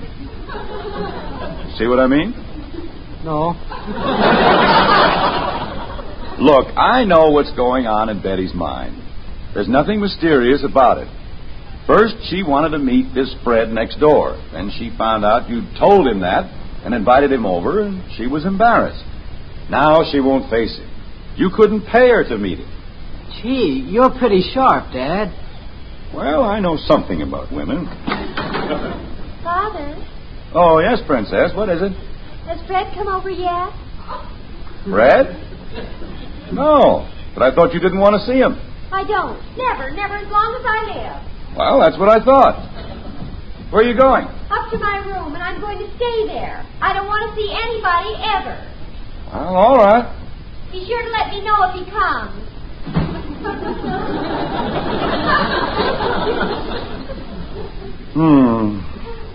Dad, could you explain that to me again? I'm sorry, Bud. I have a lot of work to do here. I stayed home from the office today so I could... Hey, Daddy! Here he comes! Here, who comes? The boy next door. He's coming up the walk. What are you going to tell him, Dad? Well, I can't tell him to go home. There he is, Daddy. All right. Want me to go to the door? No, I'll go. How do you do, sir? I'm Fred Tibbetts. We're moving in next door. Oh, yes. Your son, Bud, asked me to come over. He said his sister, Betty... Well, come in, Fred. Thank you. Bud's in the den there. Just go right in. I'll go up and tell Betty you're here. Okay. Hi, Bud. Oh, hi, Fred. Where is he, Daddy? In the den with Bud, and you stay out of there. Where are you going? Upstairs to get your sister. I want to stay here and watch. You go outside. Oh, darn. Oh, I should have gone to the office. Betty. Come in. All right, Princess. Fred's here. He is? Are you coming down? I most certainly am not. But you told me to be sure and let you know when he came. I don't want to see him, Father. I don't want to see him. Look, Princess, will you make up your mind? I said I don't want to see him. All right. I'll tell him you don't want to see him. Oh, no, don't do that. What? Do you want him to stay? I certainly do not. Oh, my aching head. Princess, just give me an answer. Do you want him to go or do you want him to stay? No. Betty, the boy is downstairs. What shall I tell him? I don't care, Father. Tell him anything you want. All right. You're not interested in seeing him? No. Good. All I wanted was a definite answer. Jim, are you upstairs? Coming right down. Did you talk to Betty? Yes, I finally figured out that little female mind of hers. She really doesn't want to see the boy. Father, is there someone here to see me? Someone to... Betty, I thought you had it all figured out, dear. Father, who's there? Oh, no. It's Fred, Princess. Fred who? Fred, the boy from next door. Just lean back against the wall, dear, and take a deep breath. I think you're confused, Father. That is the most accurate statement she's made all day. I'll be down in a minute. Hey, Dad, Fred's sitting in there. What are you going to do? Well, I'm seriously thinking of going outside and putting my head in a bucket of cold water. Dear, I can't understand why you're so upset. Margaret, I just talked to Betty, and she said... I told her Fred was here. She knows who he is. Dad. She said, I don't want to see him. Well, what's so strange about that? Dad. Now she's coming down to see him, but she claims she doesn't know who he is. Well, isn't that perfectly natural? Natural? Dad. Margaret, you mean you understand what's going on in that so-called mind of hers? Well, isn't it rather obvious, dear? Mom. What is it, Bud? Ask Dad to look at me.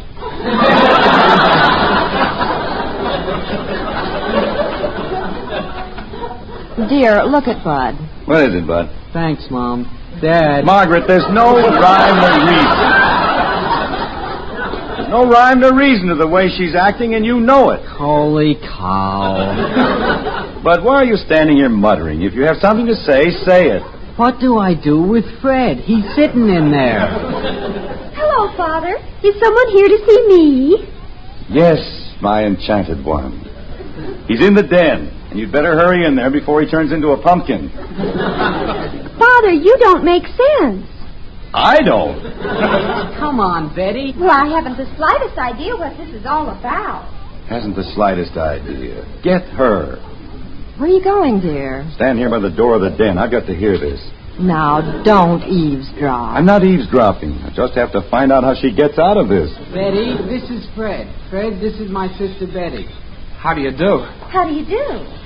I saw you out in front this morning. You were sweeping the walk. Oh, I don't recall seeing you. Didn't see him. Do you live in the neighborhood, Fred? His name's Fred. You saw him moving in next door.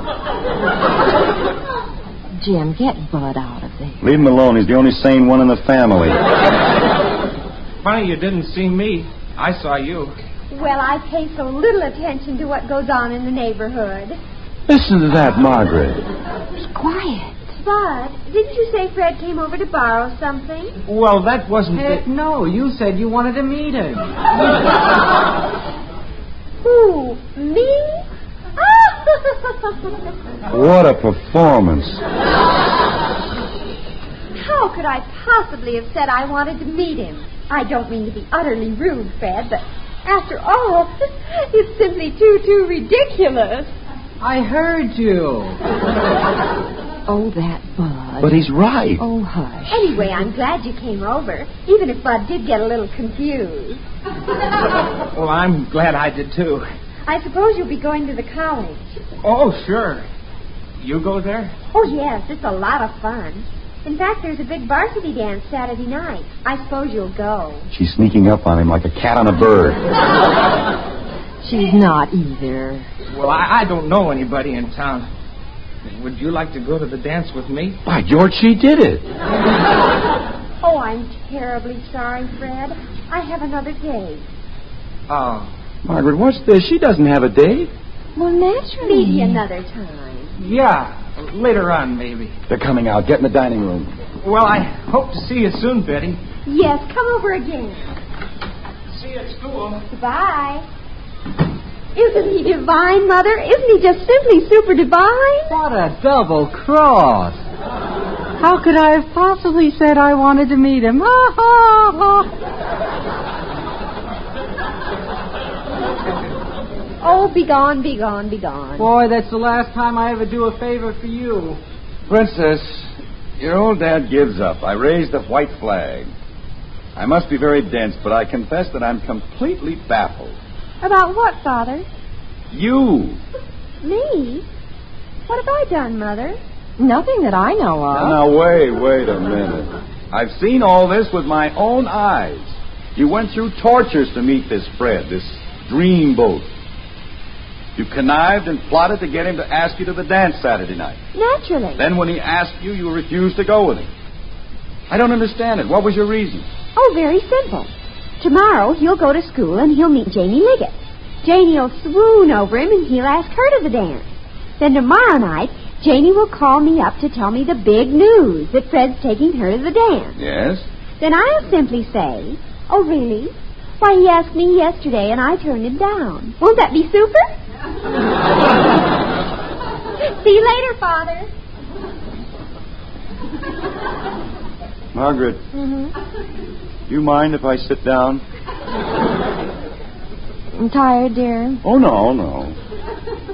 You haven't been able to do much work. I'm sorry we've wasted your day. Honey, it wasn't wasted. I've learned more about women today than I ever knew in my life.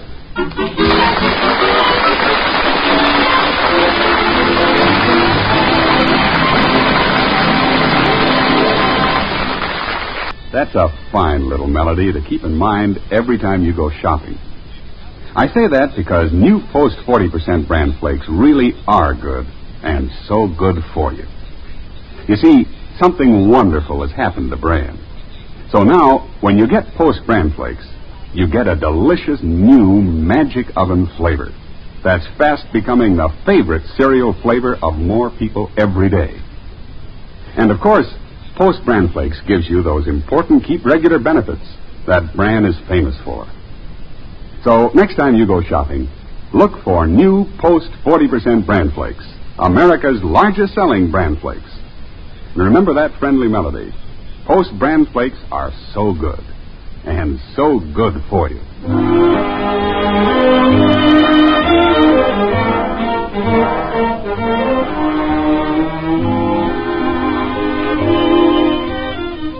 Well, it's been quite a day for the head of the Anderson family. He's just completed a liberal education in the wiles and mysteries of the feminine mind.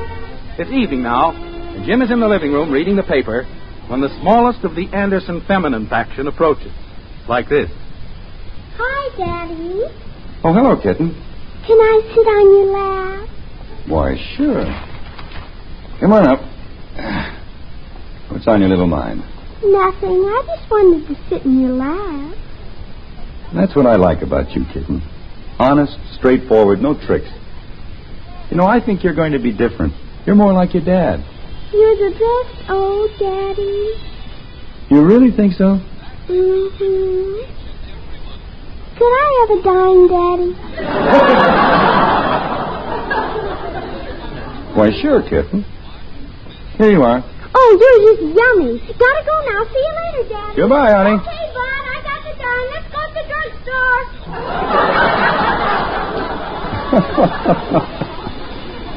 drugstore. Large or small, they're all alike.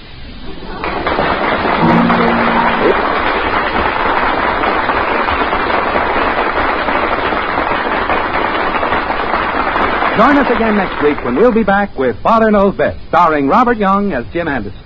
Until then, good night and good luck from the makers of Post 40% Bran Flakes, America's largest selling Bran Flakes, and Instant Postum, the drink that's entirely caffeine-free. In our cast were Helen Strome as Kathy, Dorothy Lovett, Rhoda Williams, Ted Donaldson, and Jack Stibbins. It's the best hot cereal you ever ate. Post Wheatmeal, the best hot cereal anybody ever ate. Rich and delicious with a nut-like flavor you'll never want to miss. And hot Post Wheatmeal is so good for you. Packed full of solid whole wheat nourishment, especially good for children. Post Wheatmeal takes just 3 minutes to cook. Get the big family economy size with a picture of Roy Rogers on the package. Post Wheatmeal, the best hot cereal you ever ate. Father Knows Best was transcribed in Hollywood and written by Paul West and Roswell Rogers. This is Bill Foreman speaking.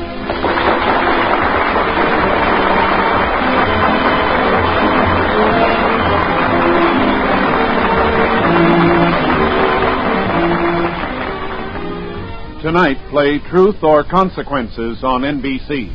Stay tuned to HOJO Radio. Mother, why did Daddy switch to Postum? By Post 40% Bran Flakes, America's largest selling Bran Flakes.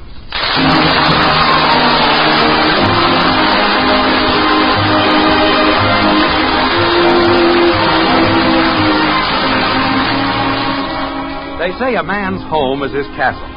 So possibly by the same token, you might say that a boy's room in the home is also his private domain. Take Bud Anderson, for example. He has always felt that his room upstairs in the white frame house on Maple Street was traditionally his personal property. That's why on this Saturday morning, we find young Bud protesting violently against an unprovoked invasion of his territory. Like this. Cut it out, will you? I don't go in your room and tear everything up, do I? Oh, stop grousing. I'm not hurting your old room. I'm just looking for a pin. I haven't got any pins. How do you ever find anything in this nest? Looks like an old gopher's nest. I don't go in your room and tear up everything. I'm not tearing up anything. What's in this box? Get out of there. That's my stuff. What are you doing with this old moth-eaten squirrel tail? That's a foxtail, and leave it alone. Well, you must have a pin in this junk somewhere. Holy cow. Wreck a guy's room looking for a pin. I've got to pin a bow on my blouse. Janie Liggett's aunt is visiting her from New York, and she's taking Janie and me to a tea this afternoon. It's very ultra. Tea? Ugh. Look, will you get out? I'm trying to build something. I haven't got any pins. I found one right here, Smarty. Okay, hit the road. Janie's little cousin came along with her aunt. She's just about the right age for you. Stop, you're making me sick. She's a real cute girl. You ought to see her. I've seen a girl. Hello. Hello. Hello, Joe. For Pete's sake, what's that? It's a telephone. Get out, will ya?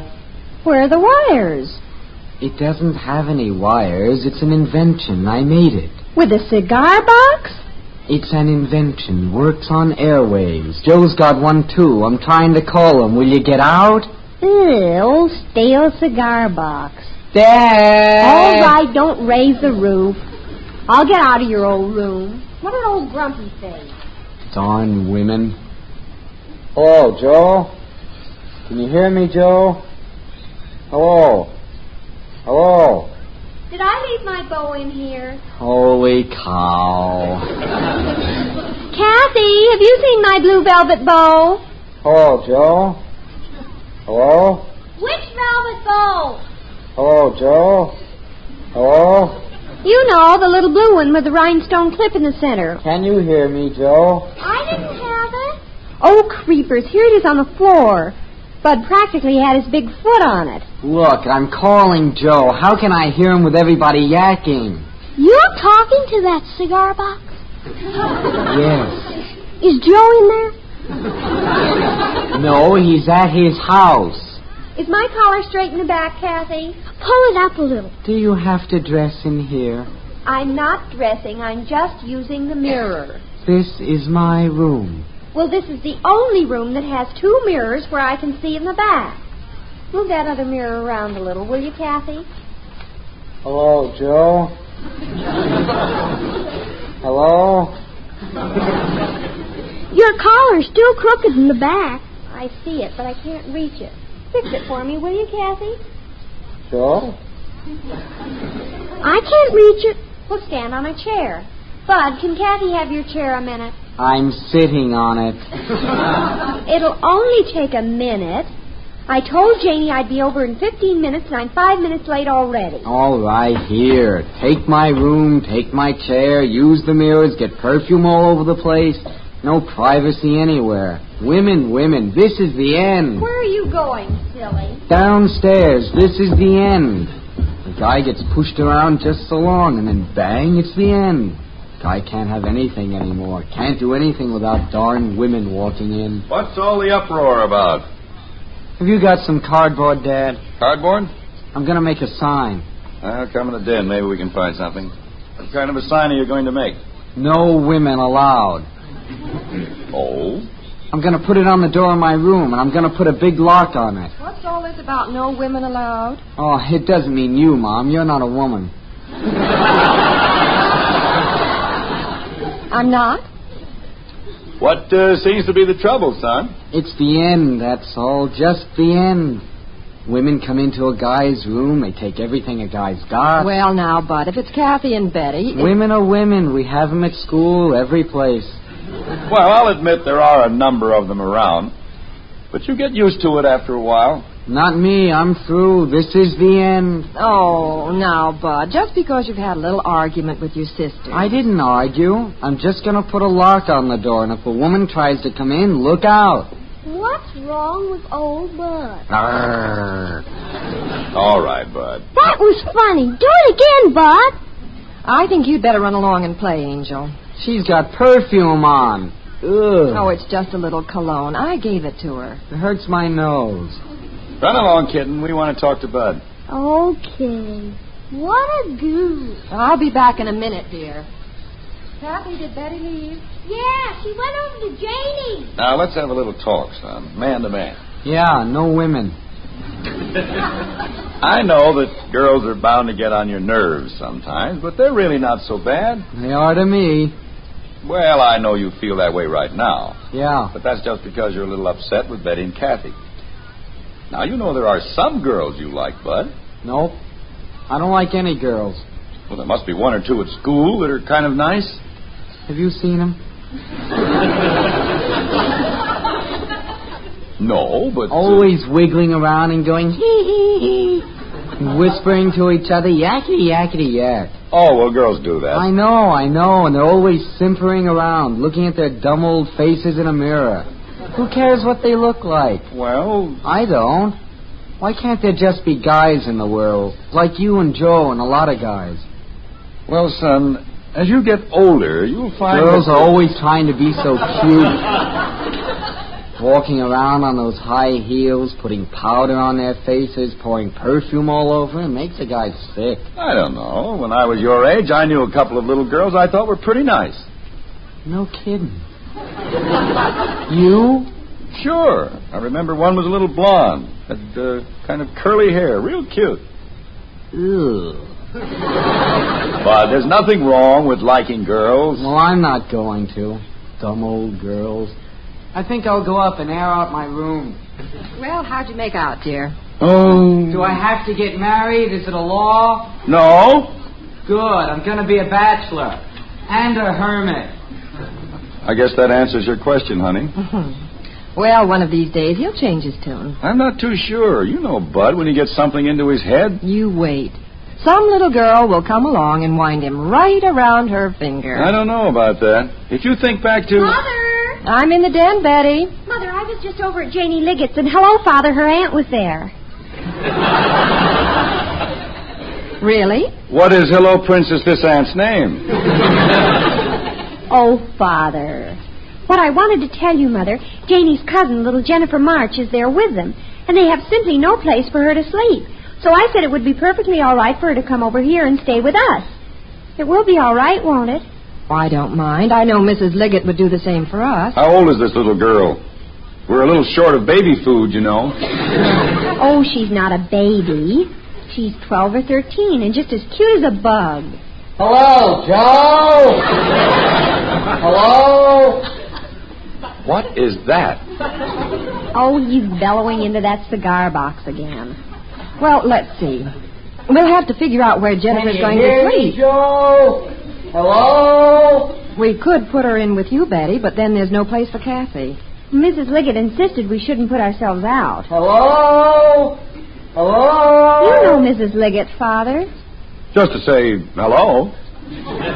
Hello? Hello? I heard him, Dad. I heard him. Hello? Hello? But that was me. Oh. We have the cot we can put down in the playroom. Oh, we couldn't ask her to sleep down there, Father. Well, let's face it. The only thing we can do is give her Bud's room and let Bud sleep on the cot in the playroom. Bud is going to be delighted to hear that. Just delighted. What am I going to be delighted to hear? Oh, hello, Bud. What's that for? Bud, stop this growling at people. You're beginning to act like a crotchety old lion. I wish I was an old lion. I'd have a cage, no girls running in and out. Anyway, I'm going to get a padlock on my door, and any girl that tries to... Bud. Huh? We have a little problem, son. I told you about Jennifer, Janie's cousin. Yeah? Well, she's coming over to stay with us for a few days. Another girl? Coming here? Oh, no. Now, just keep your feathers down. They have no place for her to sleep at the Liggett's. There's no place here. Bud, we're going to set up the cot in the playroom. You going to let her walk around the house? Oh, creepers. Better not come around my room. Bud, quit waving your arms. The fact is, Jennifer will have to take your room, and you'll have the cot in the playroom. I'm being thrown out of my own room. You're not being thrown out. There's no other way we can arrange it. And you've slept on the cot before. Holy cow, why can't she sleep downstairs? Put her in the basement. Mother, will you please control him? Bud, little Jennifer is going to be our guest. I object. Bud Anderson, if you so much as open your mouth while she's here, Mother, make him be nice to her. Perfume all over my room. Don't worry about the perfume. When she leaves, we'll burn some old shoes up there. Get it just the way you like it. But she'll be here in the house. Whatever, stupid. She isn't poisoned. I'll have to look at her. All right, I'll get you a pair of dark glasses. Oh, I'm sick. What's the matter now, now. Arrgh. Bud, for heaven's sake. Now, stop this carrying on now. We've had enough. Do I have to sleep down in the playroom? No, you can sleep on the piano if you'd be more comfortable. Do I have to stay in the house? Where's he going? There's a big tree out in back you could sleep in.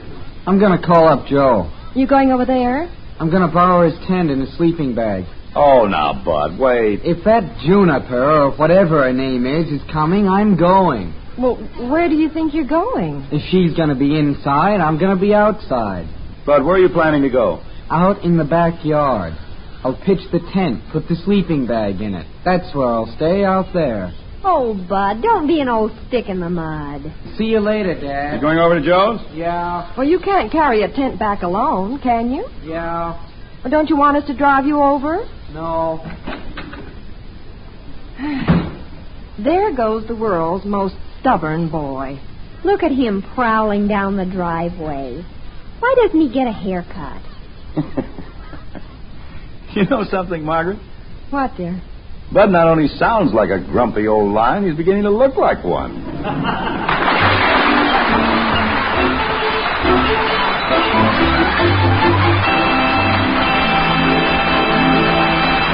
Well, it's easy to see why Bud is acting like a grumpy old lion.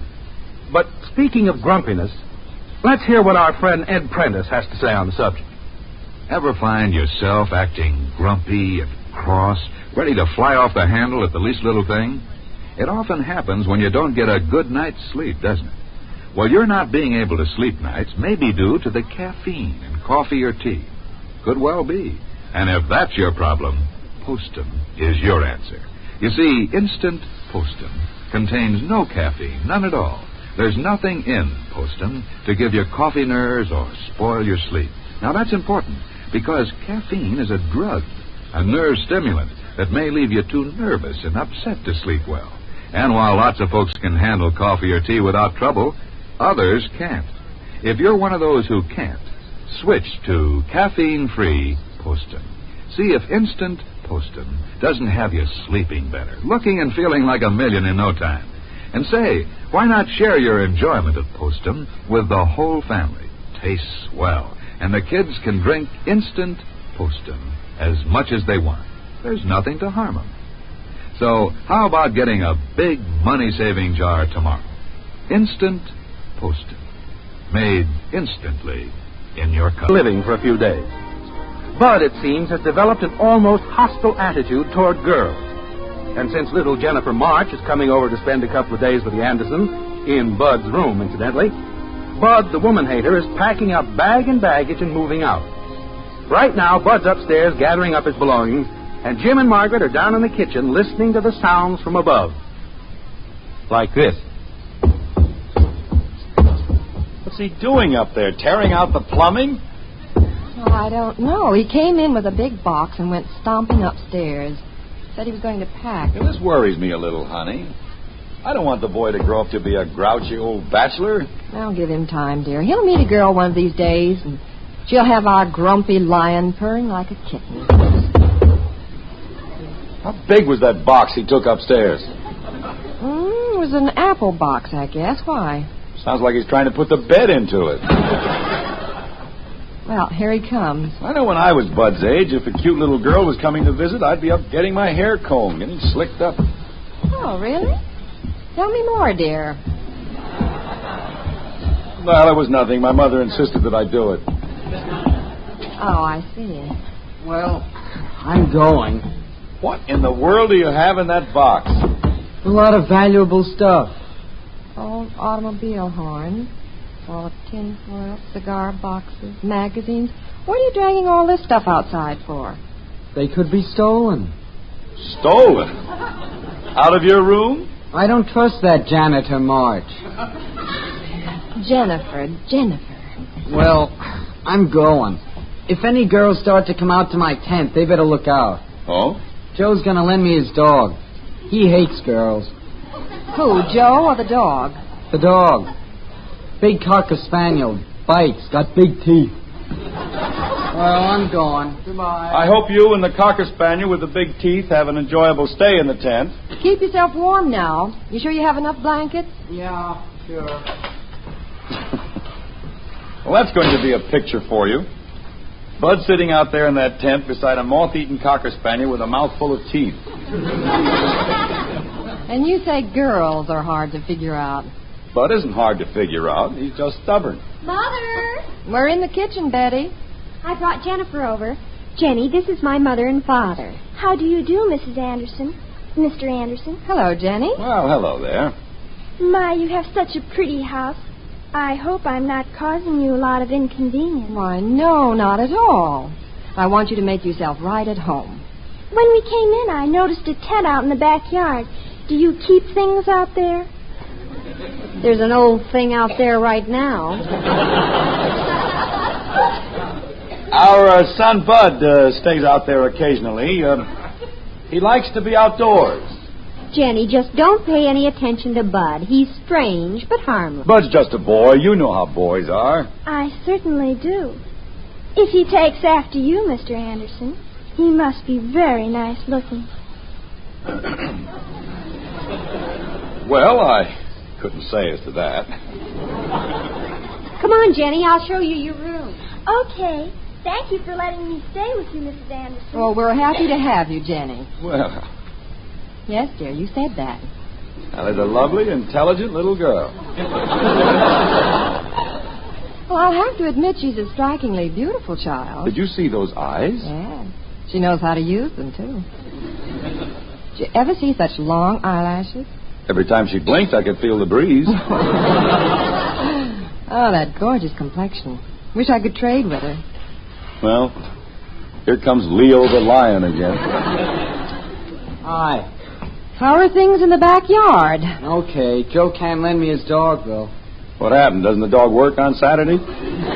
Joe didn't want to send him over to stay all night. Oh? He's afraid of the dark. Probably worried about his big teeth. Doesn't want to make a mistake in the dark. Bite a post or something. I've got to go upstairs and get my pliers. Why the pliers? I'm putting some barbed wire around the tent. Be back in a minute. Better be careful upstairs, Bud. Dangerous territory. Yeah, well, if Kathy or Betty is in my room, Oh, excuse me. I was just coming downstairs and... Well, you must be Betty's brother, Bud. Yeah. That's she. I mean, I'm her. That is... Yeah. I'm Jennifer March. Hello, Bud. Hello? I'm terribly sorry. I didn't know I was taking your room. You am? I mean, I are? And you have to sleep out in that old tent just because of me. Oh, gee, I don't care. I feel awfully small beside you. You're so big.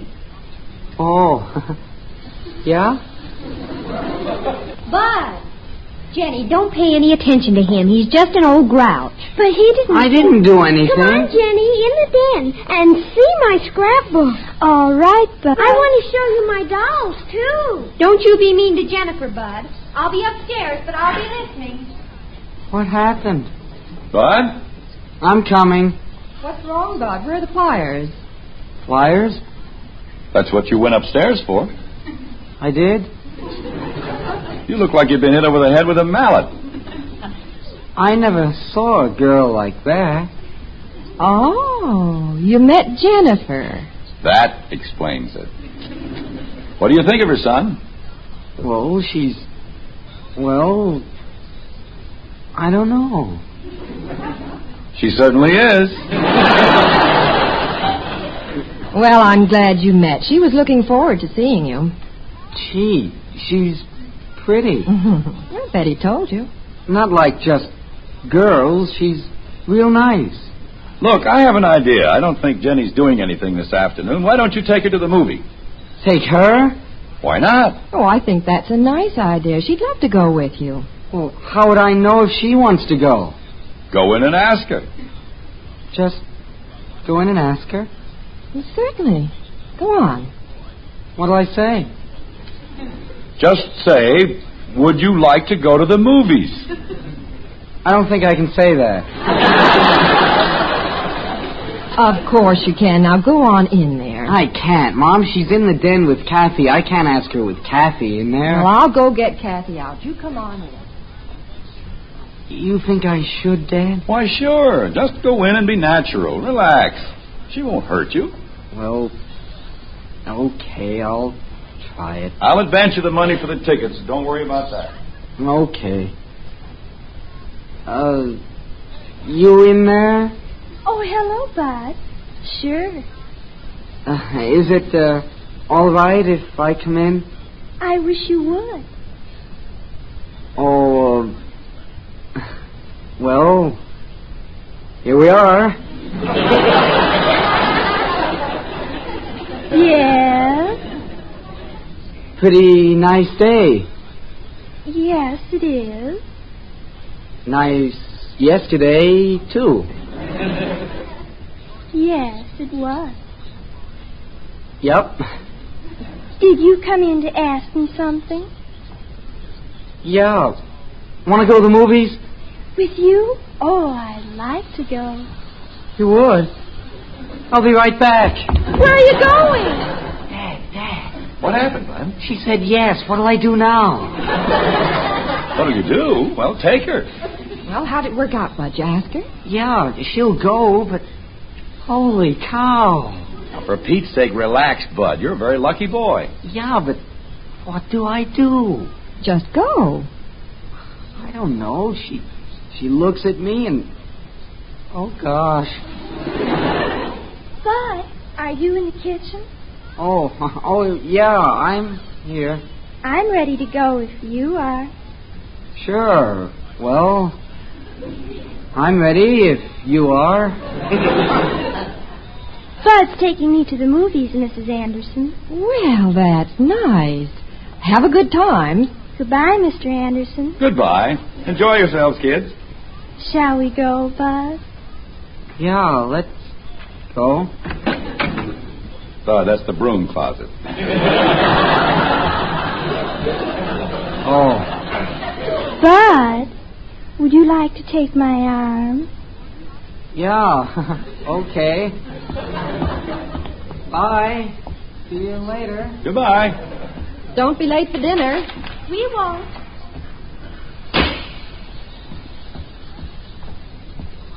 Come here to the kitchen window, dear. Will you look at that? I think they make a very attractive couple. I'm not sure if Bud has her arm or she has his. Oh, what did I tell you about our grumpy old lion?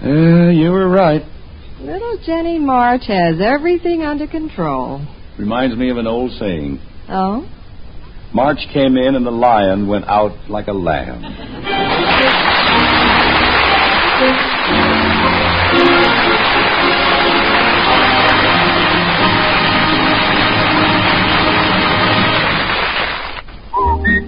Good for you. You see, something wonderful has happened to bran. Yes, new Post Bran Flakes now have a new, delicious magic oven flavor, a tempting, crisper texture that many folks say make it the best tasting cereal ever. But more important than just tasting good, Post Bran Flakes will give your family those important keep regular benefits that Bran is famous for. So when you shop this weekend, buy new Post 40% Bran Flakes, America's largest selling Bran Flakes. See for yourself. As evening settles over the white frame house on Maple Street, there's no longer any doubt. The lion has been tamed. The tent which stood in the backyard has been dismantled. And there are other great changes taking place in the household. Witness the scene in the upstairs hall. Margaret. Margaret. What is it, dear? Come here a minute. I want you to see something. What? Be quiet now. Just look through the doorway into Betty's room. Who's that man standing in front of her mirror? Guess. Good heavens, it's Bud. Yep. Has his new suit on. White shirt. Tie. I didn't recognize him. His hair is combed. Free. In our cast were Helen Strom as Kathy, Dorothy Lovett, Rhoda Williams, Ted Donaldson, and Valerie Alberts. It's the best hot cereal you ever ate. Post Wheatmeal, the best hot cereal anybody ever ate. Rich and delicious with a nut-like flavor you'll never want to miss. And hot Post Wheatmeal is so good for you. Packed full of solid whole wheat nourishment, especially good for children. Post Wheatmeal takes just 3 minutes to cook. Get the big family economy size with a picture of Roy Rogers on the package. Post Wheatmeal. The best hot cereal you ever ate. Father Knows Best was transcribed in Hollywood and written by Paul West.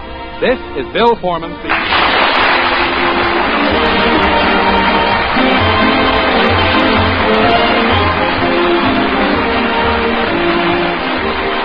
Tonight, play Truth or Consequences on NBC.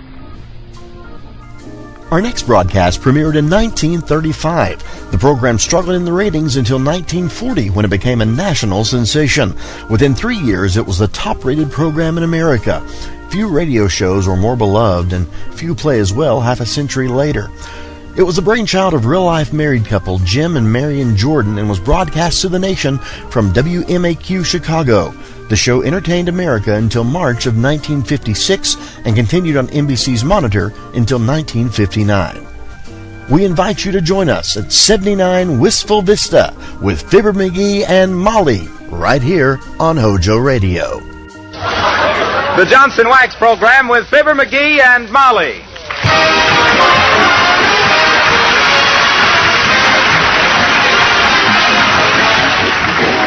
The makers of Johnson's Wax and Johnson's Self-Polishing Glow Coat present Fibber McGee and Molly, written by Don Quinn, with music by the King's Men and Billy Mills Orchestra. The show opens with Sweet Dreaming.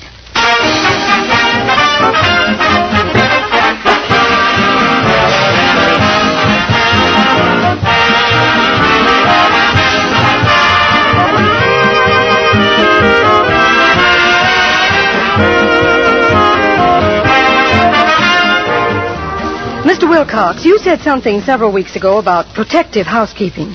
That sounds like an interesting idea to me. I'd like to hear more about it. Well, that is an interesting idea, and a work-saving idea, too. It comes from the fact that wax not only beautifies floors, furniture, and woodwork, but protects them as well. In fact, I don't know which is the more important benefit, the extra beauty that wax gives, or this extra protection. Take floors, for example. When they are regularly polished with Johnson's paste or liquid wax, they are protected against scratches, against the wear and tear of traffic. They may never need refinishing. And, of course, the wax polish that gives them such rich beauty also makes cleaning a much simpler task. The same thing holds true when you Johnson wax your tabletops, your woodwork, windowsills, radiator covers, and Venetian blinds.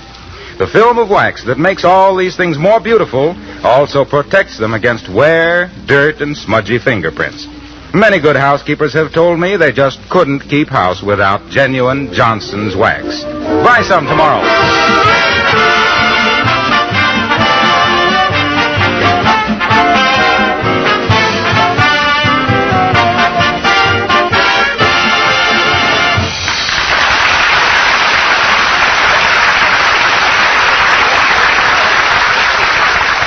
The squire of 79 Wistful Vista and his neighbor Gildersleeve are typical red-blooded Americans. They love all kinds of sports and exercise.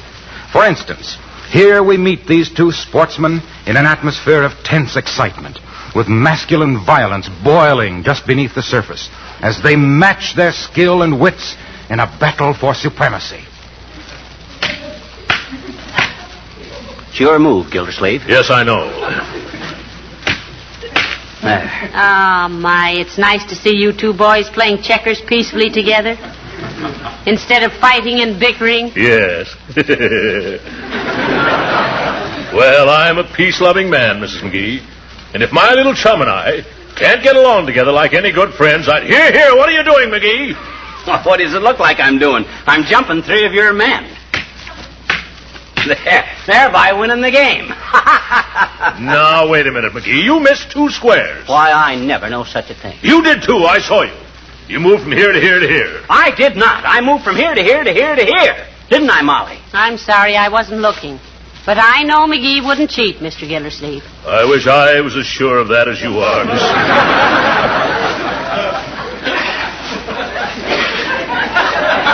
Now, you wait a minute, Throckmorton.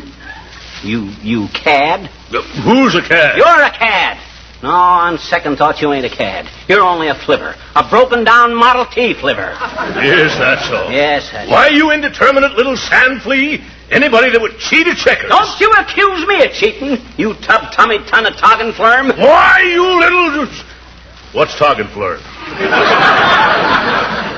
That's the bait they use to catch renifers. What are renifers? What's the matter with you? Don't you know anything?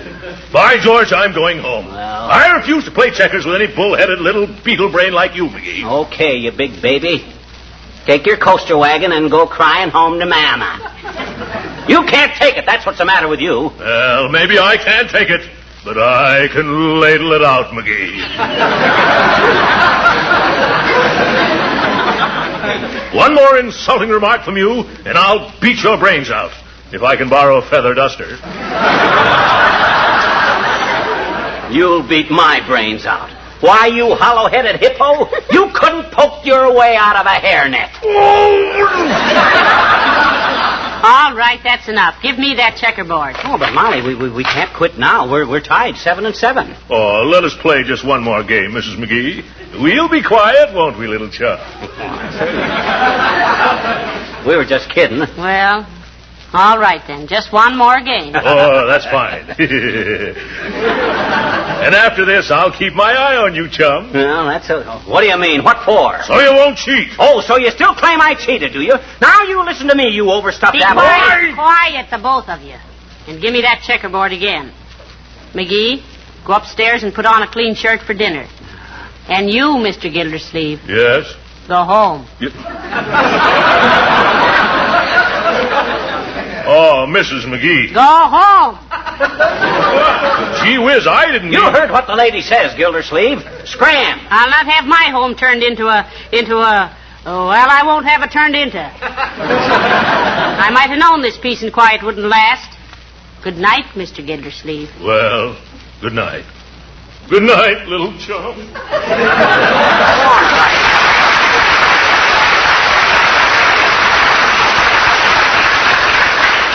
Hey, look, Molly, we wasn't...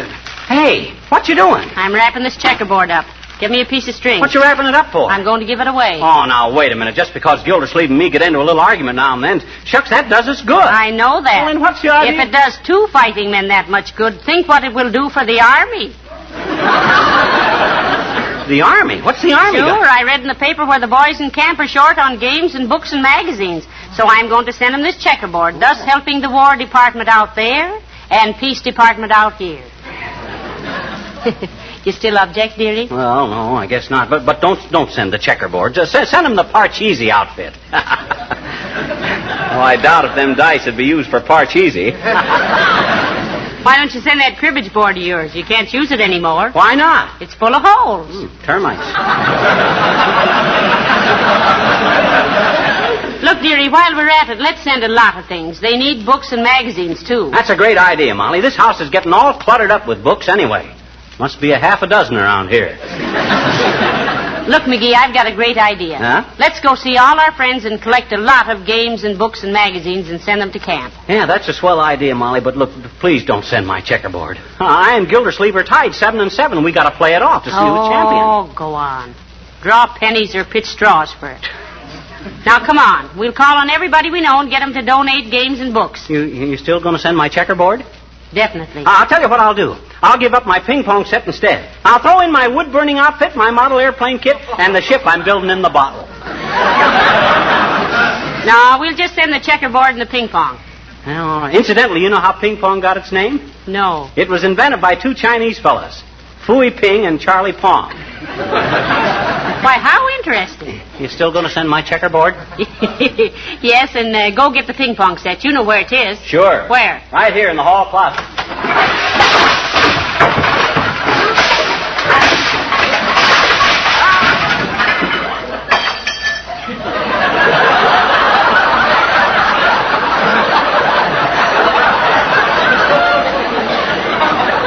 Gotta straighten out that closet one of these days.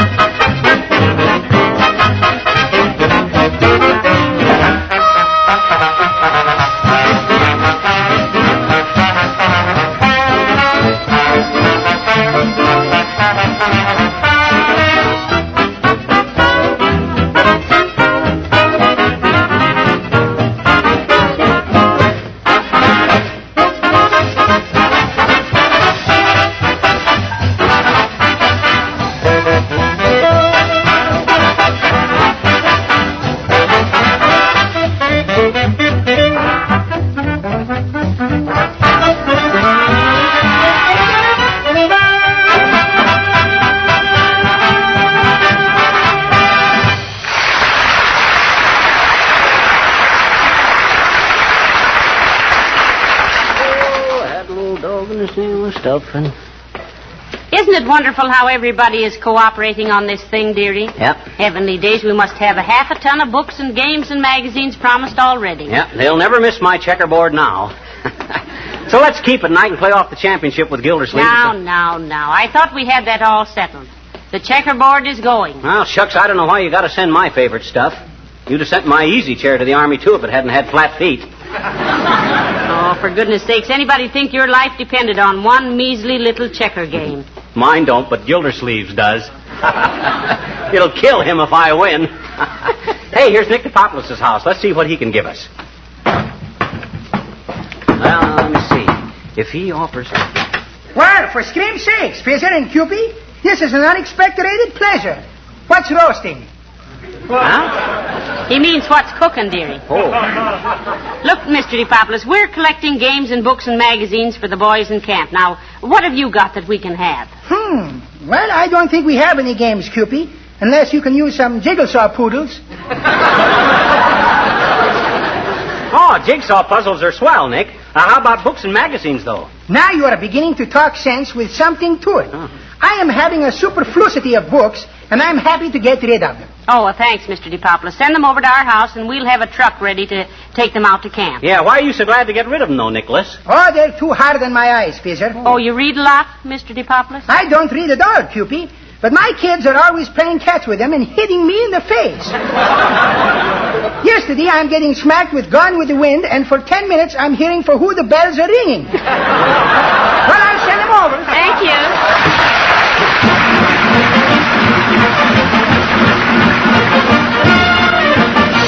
Now, get a load of the brass knocker, Molly. You'd think anybody as well off as Uppington could afford a doorbell. She probably thinks a quaint old knocker expresses her personality, McGee. You mean she has a need for a knocker because she's knock-kneed? Don't you get it? I says she had... Tain't funny, McGee. She would be in a bathing suit. Oh, how do you do, Mrs. Uppington? Oh, how do you do, Mrs. McGee? And Mr. McGee? Good afternoon, Uppy. Where's your butler? Oh, you mean Snathers? Oh, I lost him last Saturday. Oh, that's too bad. You know, he always interested me in a strange way. How was that, Molly? Well, he had an expression on his face that reminded me of, well, I don't know exactly, but there was a look in his eye that, well, did you ever clean fish?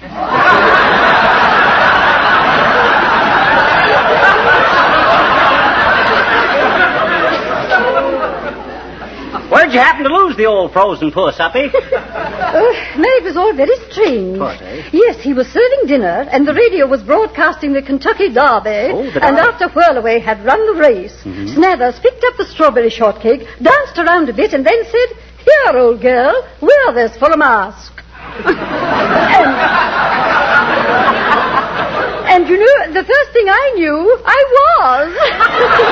He smacked you with it. Yes. Oh, dear. Well, I don't blame you for firing him, Abigail. Oh, but I didn't, my dear. He just quit. Oh, May, I wish there was some way to get him back. You mean to stand there with your velvet neckband full of Adam's apple and tell me you want that guy back? Why, of course I do, Mr. McGee. Well, I don't understand it either, Mrs. Uppington. Why? Why, because through him I found how wonderful crushed strawberries and whipped cream are for the complexion.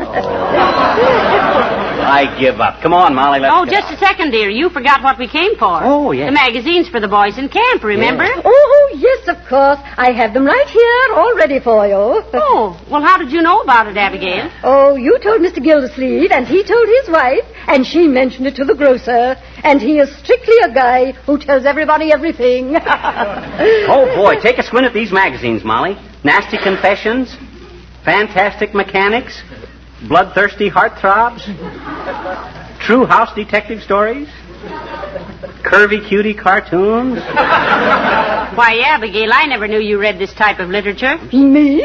Well, really, Mrs. McGee, these belong to the servants. Oh. I consider myself insulted. Well. And you'd realize that if you ever read these magazines from cover to cover, as I always do. What am I saying? Goodbye!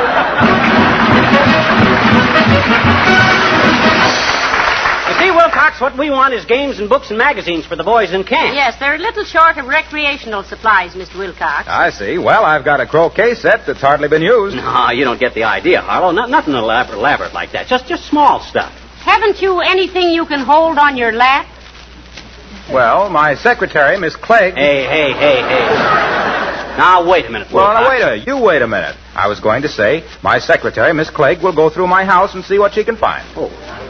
And you say you want a lot of books and magazines, too? That's the idea, Mr. Wilcox. Just send them over to our house, and thank you very much. Oh, not at all. I was in the Army myself, and I know how it is. Oh, what was you in the Army, Wilcox? Well, most of the time I was on kitchen police.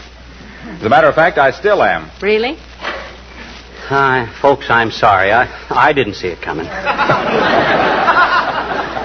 Science has never discovered any way to keep flies out of the cream pitcher, moths out of bathing suits, and Wilcox out of sales talk. But we can dream, can't we? Okay, Wilcox, I'll go along with you. How come you're still on kitchen police? Why, that's simple. I'm responsible for arresting the wear and tear and the cracking and warping of linoleum. Oh. But I don't use a nightstick and a revolver. I arrest them with Johnson's self-polishing glow coat, the marvelous polish that shines as it dries. Personally, I think that's very interesting. Go on, Mr. Wilcox. My pal. Try and stop it. Why, look, with Johnson's self-polishing glow coat, linoleum will last much, much longer. It'll retain the original beauty of pattern and color and save hours of tedious scrubbing. Glow coat requires no rubbing and no buffing. It shines itself in 20 minutes or less after applying, and you'll love the new feeling of cleanliness it gives your home. And as an old kitchen policeman, I can assure you that grime doesn't pay. Oh.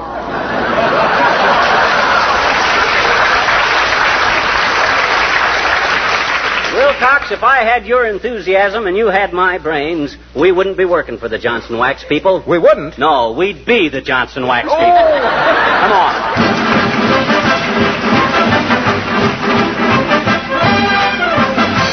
Yes, we're rounding up books and magazines and games to send out to the Army camp. Now, have you got anything for us? Well, now, I would just love to help you out, Mrs. McGee. But I wouldn't dare give anything away without consulting my wife. Well, go ahead and consult her, Wimple. Oh, I couldn't disturb her now, Mr. McGee. She's taking her music lesson. Oh. Does she sing, Mr. Wimple? No, she plays the...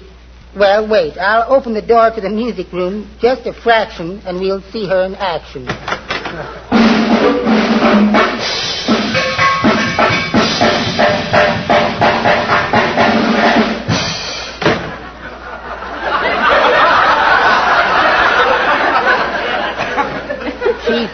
She's very talented, don't you think? Wimple, she's certainly got what it takes. Yes, indeed. Now, if somebody would only take what she's got and throw it away, maybe I'd get a little peace and quiet around here. Have you protested, Mr. Wimple? Oh, many times, Mrs. McGee. I often say to her, Cornelia, I say, why don't you give up those drums and go back to your other hobby? What was her other hobby? Lion taming. Heavenly days, lion taming. Yes, she uses our kitchen chairs, too. They're all scarred up with teeth marks. Oh. Believe me, that varnish tastes terrible.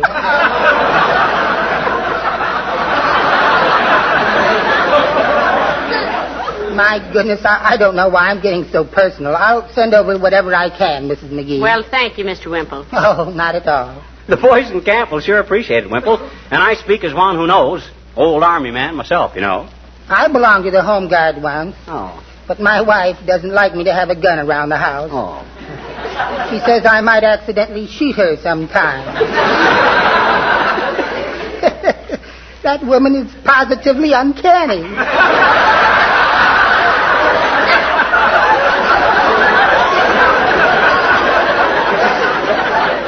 But, Mr. McGee, what were you in the Army? I was cook of Company C, Wallace, just like my father was before me. Son of a sea cook McGee, I was known as. Oh, my. son of a sea cook McGee, celebrated in story and song as the supervisor of the soup stove, the skillful scientific Samson of the sizzling steak skillet, and the snappy sergeant of the spud skinning squad, smooth as silk at supplying a seafood spree by subdividing a sardine into sufficient servings to satisfy 6 or 7 small soldiers, smart as the city slicker at switching skinny shrimps into sleek and strong supermen by stuffing same with sausages, sandwiches, and similar succulent snacks, a sturdy citizen at stocking stomachs wimple, but let's hear the king's men singing something simple. The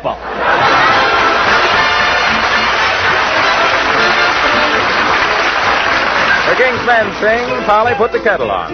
Oh, Polly, what do you want? Polly, put the kettle on, the kettle on, the kettle on. Polly, put the kettle on and we can have some tea. Polly, put the kettle on, the kettle on, the kettle on. Polly, put the kettle on and we can have some tea. Get out the cookies, we're gonna have a treat. I'll sweep the crumbs away, you'll sweep me off my feet. Polly, put the kettle on, the kettle on, the kettle on. Polly, put the kettle on and settle down with me.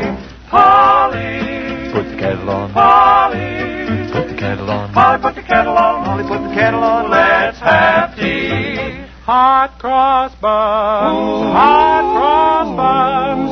1 a penny, 2 a penny, hot cross buns. Polly, put the kettle on, I'll go buy a bun.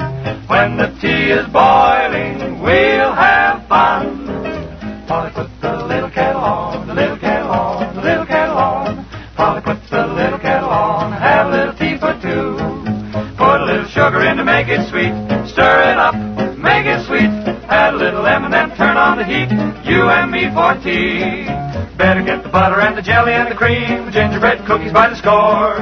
Hand me down that glow coat, we'll eat right off the floor. Oh, Polly, put the kettle on. Polly, put the kettle on. Oh, golly, Polly, won't you put on the kettle and settle down? Settle down. Polly, put the kettle on, the kettle on, the kettle on, then settle right down with me. I'm hungry.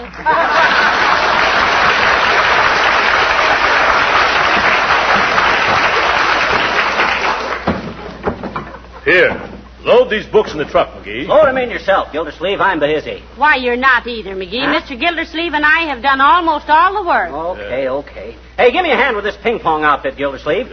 Certainly, chum. You take the table, and I'll take the balls and rackets. Come on now, boys. Let's hurry and get... Hello, kids. What's cooking? Oh, hi, old-timer. We're loading all these books and magazines and games and stuff into the truck. We're taking them to the soldiers. By the way, McGee, do you know the way out there to the camp? No, not exactly. Hey, old-timer. Hey! Which is the best way to camp? Well, I always say the best way to camp is to pick out a piece of high ground near some running water, then pitch a tent... No. What? No. Which is the best way to the army camp? Hey? Oh, that. Well, daughter, best way is to drive out of town any direction till you see a soldier standing beside the road. Then you go whichever way his thumb is pointing. See? Now, that's very intelligent, but I knew you could tell us, old-timer. You got such a wise face. That's what everybody says, Johnny. They says I got a lot of intelligence in my face for my age. Yes, you got a lot of age in it, too. It's your face that convinces me that a puss has 9 lives.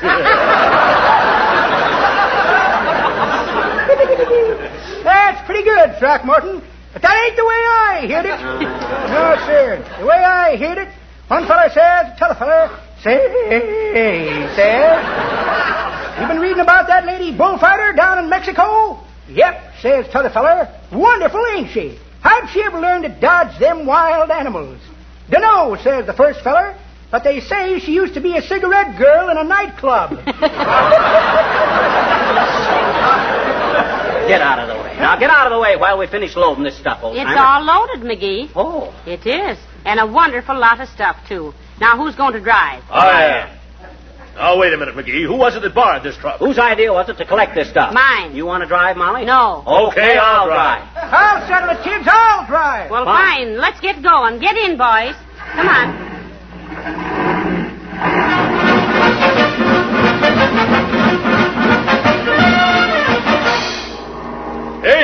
fast, old-timers. Slow down. How do you do it? Yep. Why, take your foot off the accelerator. Where is it? Oh, heavenly days. Didn't you ever drive a car before? No, but it's fun, ain't it?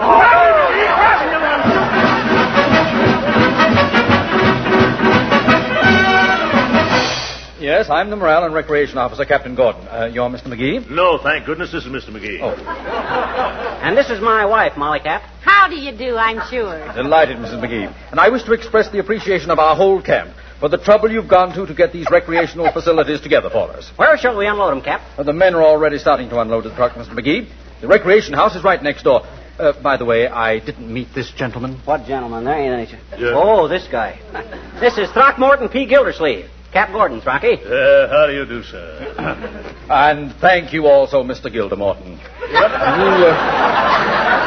You don't know how much you people have contributed to the morale and well-being of our boys. A fine group of young men, and we have to see that they have fun, you know. Now, come on, Gildy. We better go help unload the stuff. Oh, yes. Okay, McGee. See you later, Captain. Certainly. Well, so you really think this was a good idea, do you, General? Splendid, Mrs. McGee. Splendid. A great thought, but... don't call me General. I'm only a captain. Oh, it doesn't matter. When McGee was in the Army, he was only a sergeant. You know, 2 stripes on his sleeve. 2 stripes is a corporal. It is? Why, he always said he was... Why, that little rascal, in all these years, I believe... Well, come, Mrs. McGee. Let's go and see if the men have that truck unloaded, eh? All right. Well, that was fast work. The truck is empty. But where are McGee and Gildersleeve? I don't know. I say, my good fellow, did you see the 2 men who came with this truck? Sure did, Admiral. They went right in there. Said they had to finish up. Finish up? Oh, finish up unpacking those things. Well, come on, Captain. Well, heavenly day. Okay, Gildersleeve, it's your move. Yeah, I know.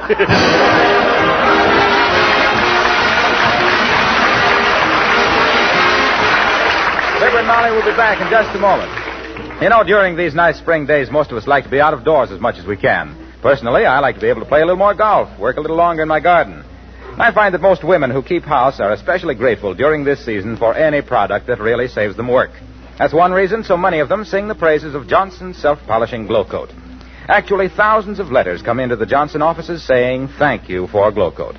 Yes, self-polishing Glow Coat saves hours of work. Not only because it needs no rubbing or buffing, but also because it makes it so easy to keep floors clean, sparkling, and spotless. Linoleum that is polished regularly with Glow Coat lasts indefinitely. Its color's as fresh and bright as new. So Glow Coat is money-saving as well as work-saving. And remember, you save money, too, by buying Johnson's Glow Coat in the larger sizes.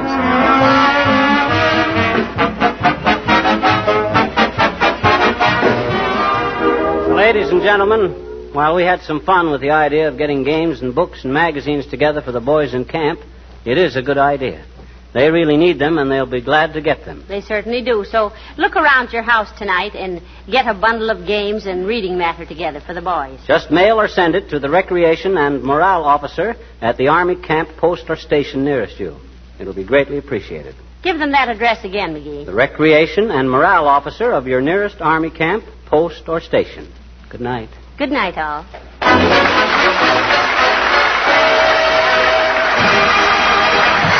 This is Harlow Wilcox, speaking for the makers of Johnson's Wax and Johnson's Self-Polishing Glow Coat, inviting you all to be with us again next Tuesday night. Good night. Polish your car, mister, while you park? No, I don't think you'll have time, son. Oh, sure I will, with this new Johnson's Auto Polish car new. It's 2-in-1, you know. Cleans and wax polishes at the same time. And say, I'll bet you won't know your own bus when you see it. I polished 4 cars already today, all with car new.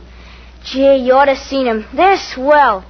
Make you a special deal, boss. If you're not satisfied, you don't owe me no dough. Okay, Bud. Give her the works. I've been wanting to try Johnson's car new myself for 2 months. This is the National Broadcasting Company. HOJO Radio, where the classics come alive. The Johnson Wax Program with Fibber McGee and Molly.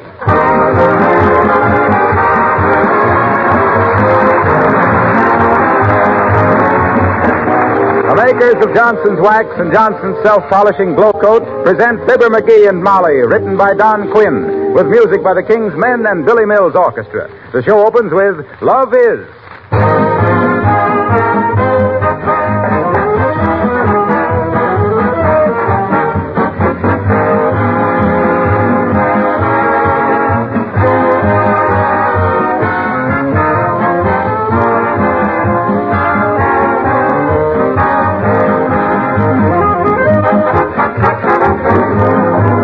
I wonder how many of you ladies were in the midst of your spring house cleaning today. I'd like to say a few words, especially for your benefit, on the subject of protective housekeeping. That's a very important subject because it offers you a chance to save work and to save money. Let me explain just what I mean by protective housekeeping. Instead of keeping your floors, furniture, and woodwork clean during the year by scrubbing and dusting, you protect them against dirt and against wear with a tough coat of Johnson's paste or liquid wax. Then that coat of wax wards off scratches and dirt, makes cleaning and dusting much easier throughout the year, and makes annual spring house cleaning a much simpler affair. Dust and dirt cannot cling to a smooth, wax-polished surface. Fingerprints are quickly wiped away. Traffic areas on floors can be touched up without re-waxing the entire floor. When you consider that Johnson's wax adds a rich glow of beauty to floors, furniture, and woodwork, that it has 100 extra labor-saving uses, then you should certainly try protective housekeeping with Johnson's wax in your home. Insist on the genuine Johnson's wax.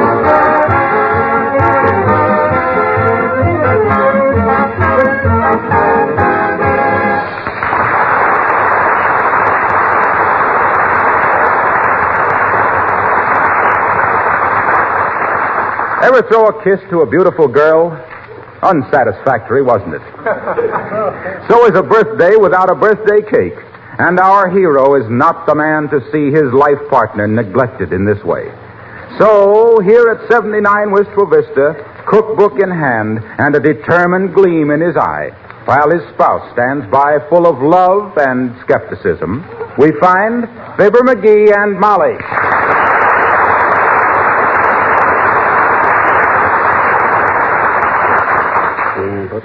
Oh, now, McGee, please, don't go to all that trouble. Put that cookbook down. What? If you must have a birthday cake for me, go out and buy one. No, sirree. I'm going to bake this with my own ever-loving hands. This is going to be a cake like you never flung a fang into. I'll bet it isn't that. What kind of a cake's it going to be, dearie? Oh, shucks, I can't tell you that. It's going to be a surprise. Now, you go on in the other room and read a book or something. Oh, let me watch it. Ah, you'll keep trying to tell me how to do things. No, I won't, really. Okay, then. Sit down and be quiet. Don't smoke till you're speaking to her. Just keep quiet. Now, let's see. Budget cakes, sponge cakes, angel food cakes, upside-down cakes, party cake. Ah, party cakes. Party cake, baker's man. Now, remember your promise. Oh, I'm sorry. Page 24. Oh, here we are. 6 eggs, separated. Hey, Molly, where's the eggs? In the refrigerator. Why, that's no place to keep eggs. Takes twice as long to fry them when they're cold. I never thought of that. I'll keep them in the oven after this, dearie. Let's see now. Eggs, milk, butter, horseradish. That'll do, I guess. Oh, let's see. Heavenly days, you won't need all those pots and pans, will you? Look, now, you cook your way and I'll cook my way. Here, you hold 3 eggs and I'll put 3 of them back here on the shelf. What's the idea? What's the idea? The recipe says to separate 6 eggs.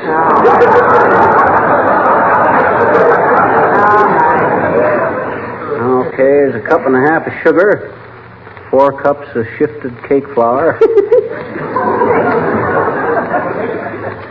1/4 of a teaspoon of salt. No pepper. 2 squares of chocolate. Okay. Give me them eggs again. I guess they've been separated long enough. 1, 2, 3, 4. Let's see, 5. Boy, that's a lot of eggs. I should have bought you a fur coat. It would have been cheaper. Me. Where's the egg beater? Right there in the drawer, right in front of you. Though I always use a fork myself. Yeah, that's the trouble with you women. Some unsung genius spends his lifetime inventing the egg beater to save you trouble, and what do? Ignore it and use a fork. Well, now listen, you men are no better. What you mean? You spend your young manhood looking for a good cook to marry and then mess around the kitchen yourself. Here, what are you doing? Well, I'm squirting a little sewing machine oil on this egg beater. Dear. It's kind of stiff. But listen, your cake will taste like oil. Oh, no, it won't. I took care of that. I mixed a little vanilla in with that oil. Yeah, that's better. Oh, boys and Come in. Oh, dear. Hello there, kids. How you fixed for postage stamps? I don't know, old-timer. How many you want? Don't want any. I'm selling them. 2-cent stamps for 1 cent. Today only. Heavenly days. How on earth can you do that? Forgot to mail my Christmas cards this year, daughter. Just found them and soaked the stamps off. How many you want? For every 50 you buy, I throw in a little bottle of glue. Hey, what you doing there, Johnny? Well, it's my birthday, Mr. Oldtimer. He's baking me a cake. He is, eh? You know how to cook, Johnny? Well, we'll soon know. What do you mean, do I know how to cook? Sure, I know how to cook. I'm not only a cook, I was the greatest vegetable and fruit man in Peoria at one time. I never knew that, McGee. Well, I've been covering it up. That's why. I wrecked my career. I was a failure. How's that, Johnny? It's any of my business, which it ain't, but I'm interested, and when a feller's interested, you can forgive a certain inquisitiveness because... Okay, I'll tell you. I was trying to raise a seedless watermelon, and I done it, too. And that's what finished me. Oh, well, if you succeeded, why did it finish you? Caused a terrific demand for seedless watermelons, and I couldn't fill it. Why not? I couldn't grow them. Why not? No seeds.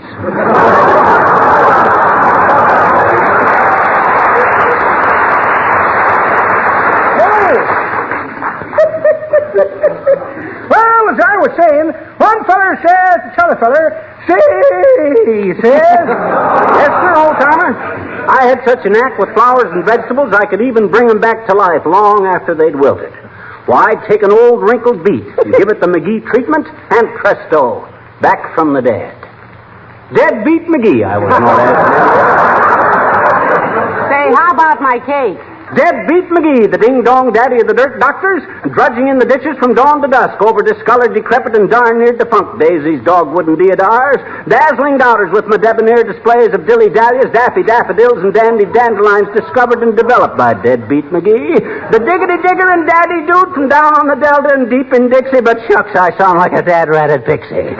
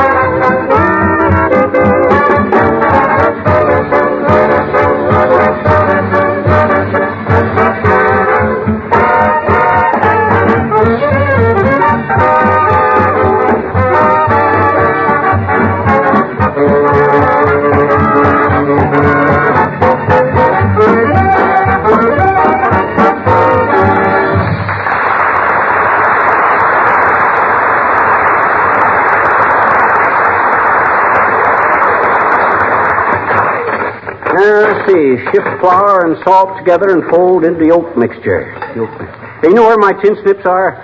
What on earth you want tin snips for? I got to cut down a teaspoon. It says here to put in 1/4 of a teaspoon of salt. To make 1/4 of a teaspoon.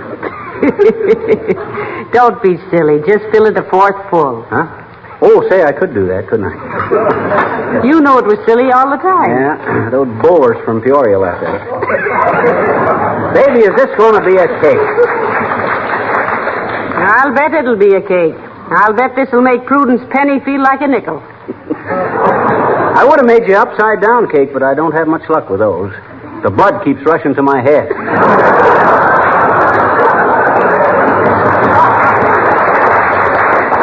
Go see who that is at the front door, will you, Molly? I got to finish mixing this batter. All right, dearie, and I hope it gets to first base. Huh? Oh. I'm coming. Oh, can he bake a birthday cake? Fibber boy, fibber boy. Can he bake a birthday cake? Charming fibber. He can bake a birthday cake that'll make your molars ache, but he's a young thing and cannot leave his mother. Oh, McGee, it's Mrs. Uppington, and she wants to... Oh, what is that old fuss? McGee, I said it's Mrs. Uppington, and she... Tell the old moose I don't... Oh! Hi, Uppy.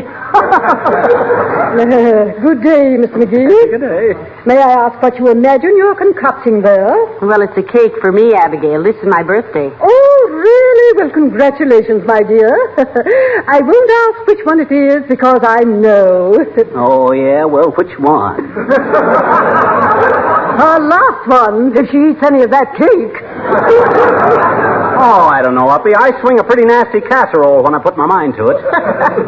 Really? Yeah, betcha. Let me know when your next birthday limps around, and I'll whip you up a cake, too. Only give me plenty of notice. Why, Mr. McGee? Well, you don't think we could get enough candles right here in town on short notice? Well, I must say, Mr. McGee... Yes, that's right. That was a very bad insinuation, dearie. I'm sure Abigail isn't many years older than I am. Though I was a little flower maiden at your wedding, remember, Abigail? Oh, indeed I do, my dear. Indeed I do.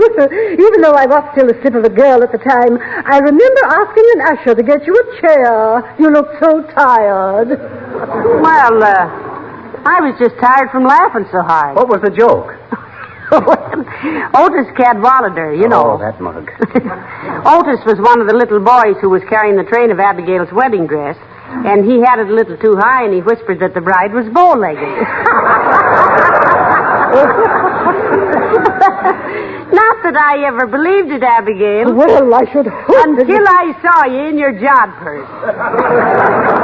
Please, Mrs. McGee, I think the discussion of my nuptials has gone far enough. Yes, me too, girls. We sure squeezed that subject dry. Let's get back to birthdays. You want me to bake a cake for your birthday, too? Thank you, no, Miss McGee. I have all my special pastry made by an expensive caterer. Oh. My last birthday cake cost me $75. Oh, not really. Did you demand an itemized bill, Abigail? Itemized? Yeah, it was probably $5 for the cake and $70 hush money. Really, Miss McGee? Well, I have never been snubbed like this in all my life. Honest, Abigail? You ought to walk down the street in San Diego some night when the fleet's in.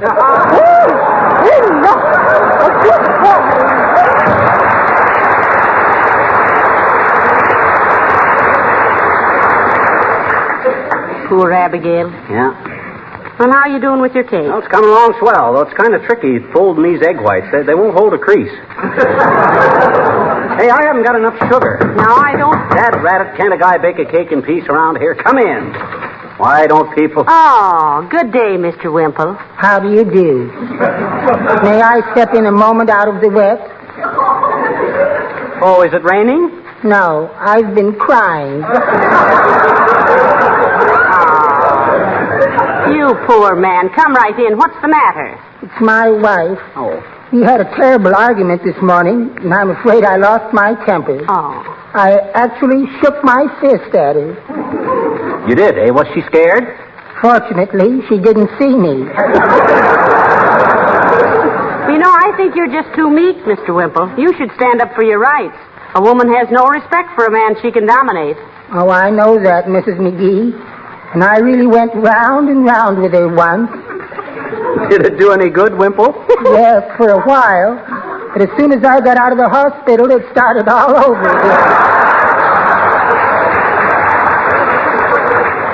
It's really discouraging. Oh. Well, what can we do for you, Mr. Wimple? I just wondered if you had a small piece of raw beefsteak I could borrow. My wife has a black eye. What? A black eye? Why, Wimple, you mean you actually... Oh, no, Mr. McGee. She tried to chase a dog out of our yard and stepped on the rake. Flew up and hit her in the eye. Oh, well, that's too bad, but I'm sorry we haven't got a bit of raw beefsteak in the house. Personally, I never thought much of that beefsteak treatment for black eyes anyway, Wimple. Oh, I didn't want it for her eye, Mr. McGee. Huh? I was going to give it to that dog, bless his heart.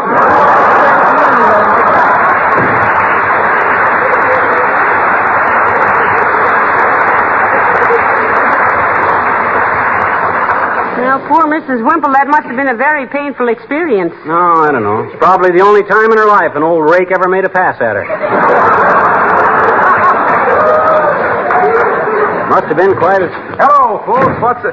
Oh, say, what goes on? Molly's birthday, Harlow. I'm running up a cake. Really? Well, many happy returns, Well, Molly. thank you, Mr. Wilcox, and the balance of the day to yourself.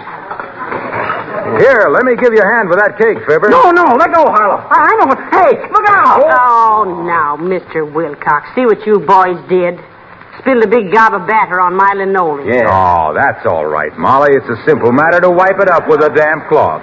That is, if your linoleum is protected with... We know. Johnson's self-polishing glow coat.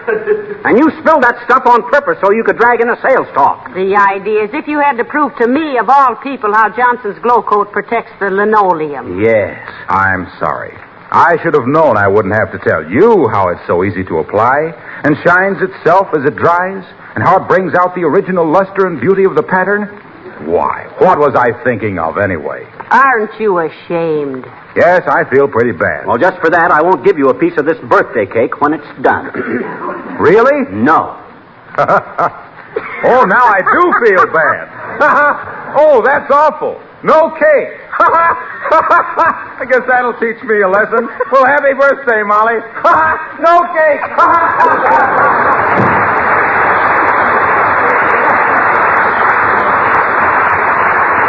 Killing himself. Trouble with that guy is he's got a single-track mind. And it's full of freight cars loaded with Johnson's wax. Well, how about that sugar? Well, I'll go right away, dearie. No. Now, wait a minute. It's your birthday, and you're not supposed to do anything. I'll get it. Here, untie this apron. Thanks. I'll be back in just a minute. I'll run across the...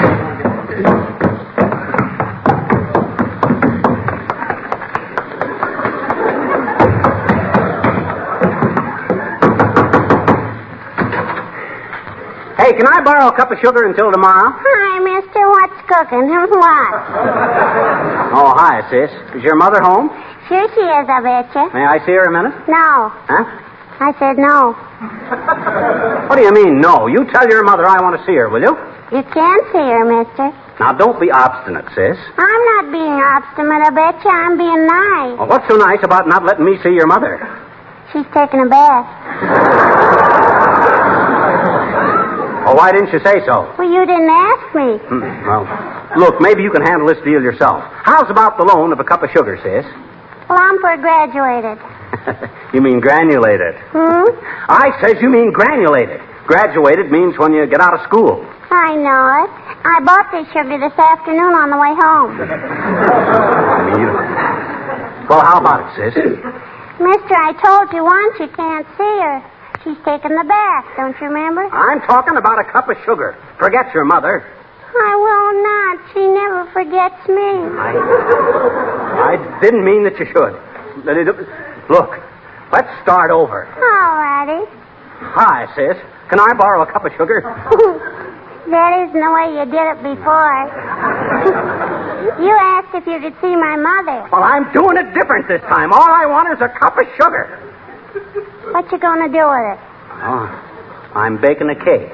Oh. No fooling, mister. What do you want with it? I told you I'm baking a cake. It's my wife's birthday. Can you really cook, mister? Can you really? Certainly I can cook. Come over and see the cake in a couple of hours. I'll cut you a slice. Gee, I wish I had a slice of it now, I betcha. Why? Oh, you know. Wait here and I'll go get you some sugar, mister.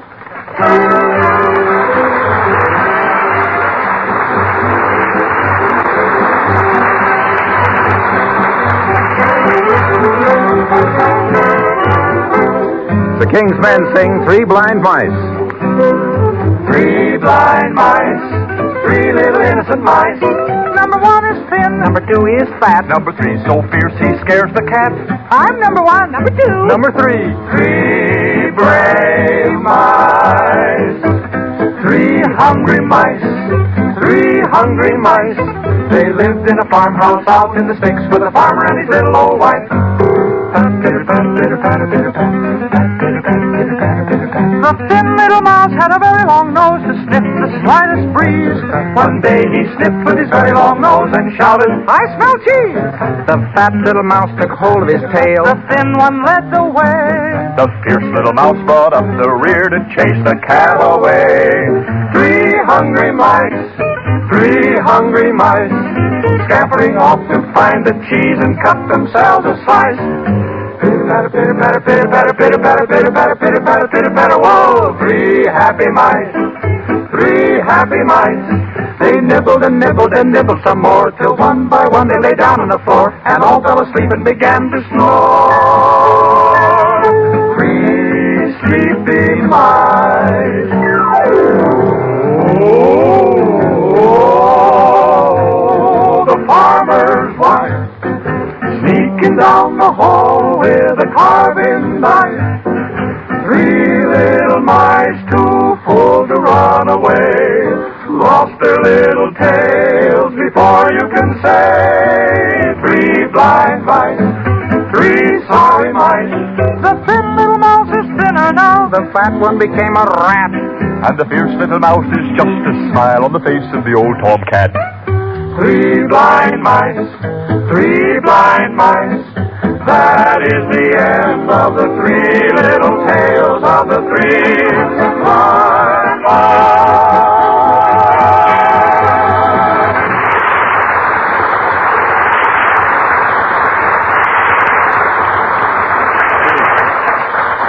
Well, I must say, McGee, that cake looks very nice. Oh, wait till you taste it. It'll be ready to eat as soon as I finish squirting happy birthday to Molly onto it. D-A-Y-M-O-L...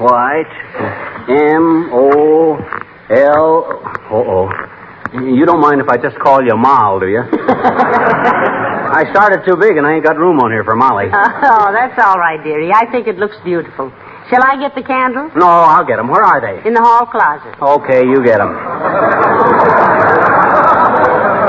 All right, I won't get many either. Huh? I don't... Ma'am? I'm sorry. I don't want to be like the girl who said she was 21, and when they brought home the cake, it looked like a prairie fire.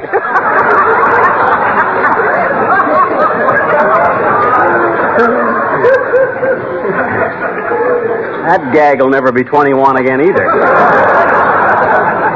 Oh, can he bake a birthday cake, Fibber boy, Fibber boy? Can he bake a birthday cake, charming Fibber?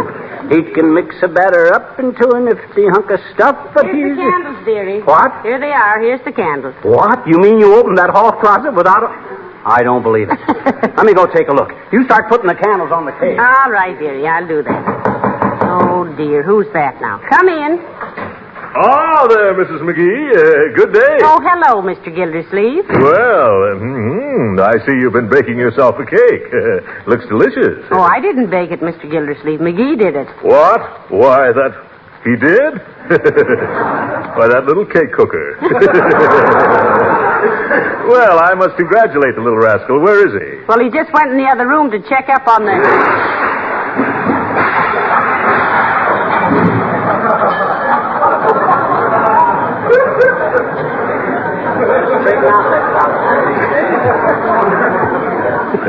Checking up, eh? I hope he survived it. So he baked this cake, did he? Well, I see it's a birthday cake for you. Mm-hmm. Well, congratulations, my dear. Well, thank you, Mr. Gildersleeve. My goodness, this is an occasion. I'll just have to have a piece of this cake in honor of your birthday, Mrs. McGee. Oh, now you better wait for McGee, Mr. Gildersleeve. He might be annoyed at Oh, my little chum wouldn't begrudge me a little piece of cake. Come now, my dear. Hand me a knife. Thank you. Well, it cuts nicely, doesn't it? Care for some yourself? No, thank you. Not now. I'll wait till Oh, McGee. hi, Gildersleeve. Hello, McGee. Why, He thought you wouldn't mind his taking a piece of your cake, dearie. Well, of all the dad-ratted nerve. I baked that cake for my little wife, Gildersleeve. You got a lot of brass barging in here and hogging the first piece. Why? Now, look here, McGee.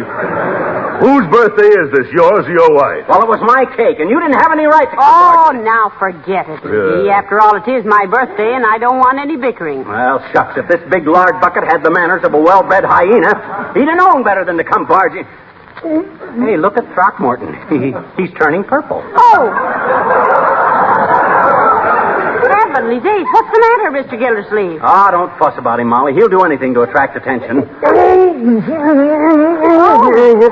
clowning, you big ape. No, McGee, he's not clowning. There's something the matter with him. He's pointing to his throat, see? Oh, do you suppose... Hey, Gildersleeve, what's the matter? What did you put in that cake, you little criminal? I swallowed something. Get me a doctor, quick! Oh, my gosh, he did it. Quick, Molly, call an ambulance. We got to get him to a hospital. Oh, now, wait a minute. Take it easy now. He just swallowed a nutshell or a cork out of the vanilla bottle or something. Do something quick, McGee. Maybe it was ground glass. Hurry up, Molly. Call an ambulance. This is serious. Go on. Here, Gildersleeve. Lie down here on the kitchen table. Yeah. Loosen your collar and tie. Yeah. Now, take it easy.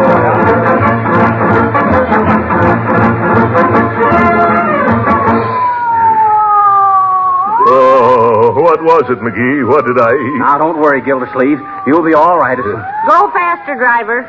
We'll have you in the hospital in 3 minutes, Mr. Gildersleeve. Oh. Maybe this will teach you not to make a pig of yourself, Frocky. I know. I'm sorry, McGee, and I certainly appreciate all the trouble you're going to save me, little chum. What do you mean, save you? I baked a diamond ring in that cake for Molly. That's what I'm trying to save. Hang it up, driver. Save you.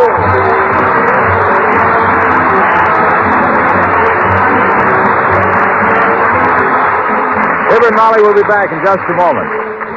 You know, every now and then it's a good idea to get back to fundamentals. The other day a lady asked me, why does Johnson's self-polishing glow coat make linoleum last longer? That's certainly a fundamental question and deserves an informative answer. Here it is. In the old days, women used to scrub their linoleum floors at least once a week in an effort to keep them clean. Now, every linoleum manufacturer will tell you that continual scrubbing actually ruins linoleum. It softens the finish and finally makes it warp and split. In the meantime, the colors fade. Johnson's Glow Coat eliminates this continual scrubbing. It actually covers the linoleum surface with a hard coat that protects it against scratches and scuffing feet and preserves the colors bright and fresh. Many women tell us that Glow Coat makes their linoleum last 6 times longer than when it was unprotected. And besides this protection and beauty, Johnson's Glow Coat saves hours of work because it is self-polishing, needs no rubbing or buffing whatsoever. If you don't have a supply of Johnson's Glow Coat on hand, be sure and add it to your next shopping list. Well, McGee, this should teach you a lesson to stay out of the kitchen. You know, it's no place for a man. Is that so? Well, don't forget to remember the highest paid cooks in the world are men. Why, of course they are. Betcha. Women are too smart to spend 12 hours a day over a hot stove. Huh? Oh, good night. Good night, all.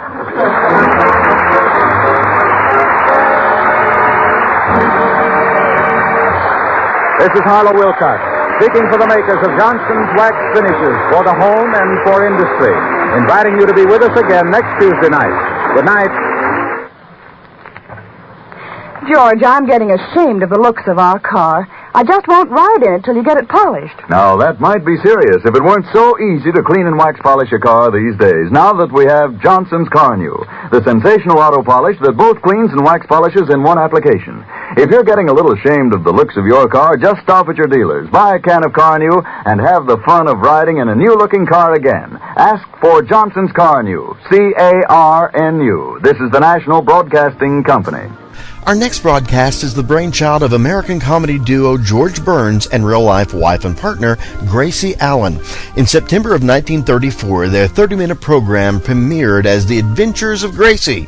The title changed in 36, and from 36 till 50, the series switched back and forth between NBC and CBS until it was canceled. They reemerged on television with a successful situation comedy which lasted from 1950 to 1958. Ladies and gentlemen, we proudly present Burns and Allen on HOJO Radio.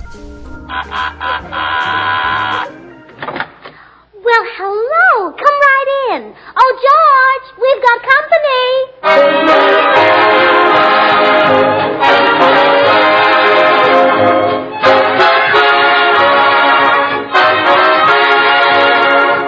This is Bill Goodwin speaking for Lever Brothers, makers of Swan, the new white floating soap. Well, it's Tuesday night again. Time for another pleasant visit with George Burns and Gracie Allen. Their guests, the Arkansas traveler Bob Burns, Jimmy Cash, and Paul Whiteman and his music. And now meet the people who live in the Burns house, George and Gracie.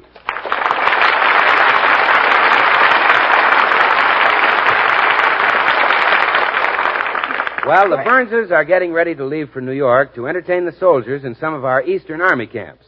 Right now, they're in the middle of packing, and suitcases are scattered everywhere. In fact, George hasn't seen so many bags since the last meeting of the Beverly Hills Uplift Society.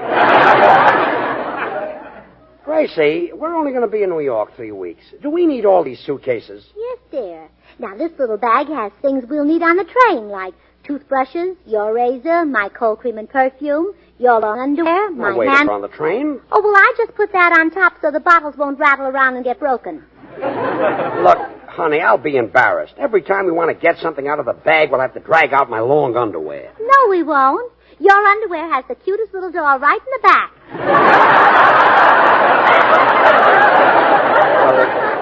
Never mind. Gracie, the long underwear, out. Take it out. Out? Out. Now, what did you pack in the trunk? Oh, let's see now. In the trunk, I have your suits, my dresses, Blanche Morton's trombone, your shoes. Blanche Morton's trombone? Yes. We're taking that to New York? Uh-huh. Blanche gave it to me along with a book of instructions. Oh, fine. I can't sleep on the train anyway, so at night I'll just practice on the trombone. And envy all you lucky people who can sleep. Oh, yes. I must thank Blanche for that. Oh, don't thank Blanche. Thank her husband. He made her get rid of it. It almost gave him pneumonia. How could a trombone give pneumonia? Likes to practice in bed, and when she stretches it out, it keeps pushing the covers off him. The trombone comes out of the bag. Out? Out. Oh, my darling little ducky. Are you happy you're going to New York, Herman? Well, that's nice. You've never been on a train before, Herman. How do you think you'll sleep? Well, I hope you do. We'll fix a nice little bed for you in the baggage car. You'll sleep in the baggage car. Oh, I'm sorry, darling. But there are only 2 birds. I sleep in one and your daddy sleep... Oh, George. Oh, no, I don't sleep in the baggage car. We shouldn't take that silly duck with us anyway. Go on. Boy. Now come upstairs with me, Herman. I'll pack your rubber fish. Yeah, go on.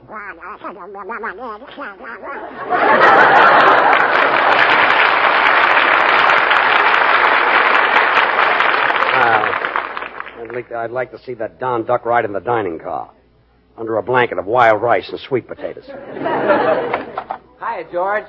Boy, the suitcase is heavy. Phew, say. What have you got in there? Well, just a pair of socks.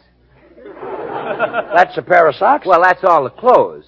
Then there's 489 bars of Swan, the new white floating soap. It's purer than the finest Castiles, a regular suds and whiz, George. Bill, I'm sure they have Swan soap in New York. Oh, well, you see, I'm leaving most of it in Missouri. Missouri? Well, you see, Missouri is the show-me state, so I've arranged to show 'em. When we get to Kansas City, we'll be met by 6 beautiful girls carrying 6 beautiful dishpans of warm water. Oh, no. Now, quick as a flash, I drop a bar of Swan into each pan, and I invite the passers-by to step up and wash their dishes. Oh, yes. Everybody in Kansas City carries dirty dishes with them. Well, now, George... Can't walk down the street without bumping into a fellow with a casserole on his head. George... You feel naked unless you've got a soup plate under your arm. Well, you see, George, I've arranged for that. Ben Bart, who runs the cafe across from the station, is sending the dishpans and the dishes. So then we show him how great Swan is for washing the dishes. Show him how it suds faster than other white floating soaps, and tell him that since Swan is purer than the finest Castiles, it's kind to your hands. So it's great for every soap and water job in the house. Look, the demonstration is out. We won't have time to get off the train in Kansas City. Oh, George. Gee, Ben Barth will bring all those pans down from his cafe. You don't want old Ben to be left there holding his pans up. Bill, you're not taking 489 buzz of Swan to New York. Well, okay, George. Oh, listen, I've got it. We'll break them all in two, and you can take half. Swan breaks in two with an easy twist of the wrist, you know. So you can use half in the kitchen for dishes and cleaning, and the other half in the bathroom for your hands and face. Look, Bill. Oh, hello, Bill. Oh, will you drop by and pick up Tootsie Sagwell's suitcases? She's all packed. Tootsie, is she going with us? Oh, sure. When she heard that we were going around to army camps to entertain the soldiers, you couldn't hold Tootsie back. I wonder what those soldiers will think when they see Tootsie. They'll think Sherman was right. See you later. Well, this trip is getting more and more uninteresting. Well, that's probably Bill again with more soap. You talk. Good morning, Mrs. Burns. Oh, good morning, Mr. Postman. How are you feeling today? Solid, Mrs. Burns, solid. My doll and I went to the Palladium last night to frolic with the rest of the cats. Really? Yes, now I'm a hepjack from way back. Well, I'm certainly surprised. I've never thought of you as a jitterbug. Oh, I've got rhythm. Mr. Fine, I find. Well, that's very pretty. Thank you. Well, have you got any mail for me this morning? Yes, there's a letter here for your husband. I guess it's a fan letter. It's addressed to Mr. Burns, the radio comedian. Oh, thank you. Goodbye, Mr. Postman. Goodbye, Mrs. Burns. And remember, keep smiling.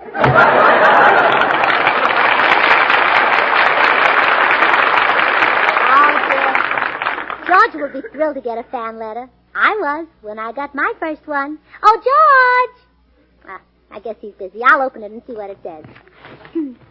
Van Buren, Arkansas. Dear Mr. Burns, I have sold an egg and a pound of butter from the farm, and it brang me enough money to come to California. When I get there, we will be married. A 20-year engagement is long enough. Yours very true, Zelda Swineley. Zelda... Engaged? Why, the nerve of that George Burns. All the time he's been married to me, he's been going steady. Why, if I thought for 1 minute... Well, sweetheart, we're all set for New York, honey. Everything is packed. Don't you honey me, you wolf. Huh? What? Yeah, I know all about you and Zelda Swineley. Zelda Swineley? I never heard of her. Oh, how can you lie like that? I have a letter from her right here. She says she's coming to California to marry you. To marry me? Zelda Swineley? Oh, let me tell you something, George Burns. You are a beast. If I had to do over again, I wouldn't marry you if my life depended on it. You're the worst husband in the whole world. And if that Zelda Swineley thinks I'm going to give you up without a fight, she's crazy.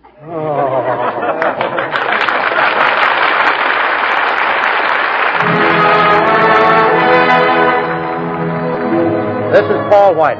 A dozen years ago, everyone was singing a tune called As Time Goes By. And now it's the theme song of Warner Brothers' great picture, Casablanca. And everyone's singing it again, including the 6 hits and a miss.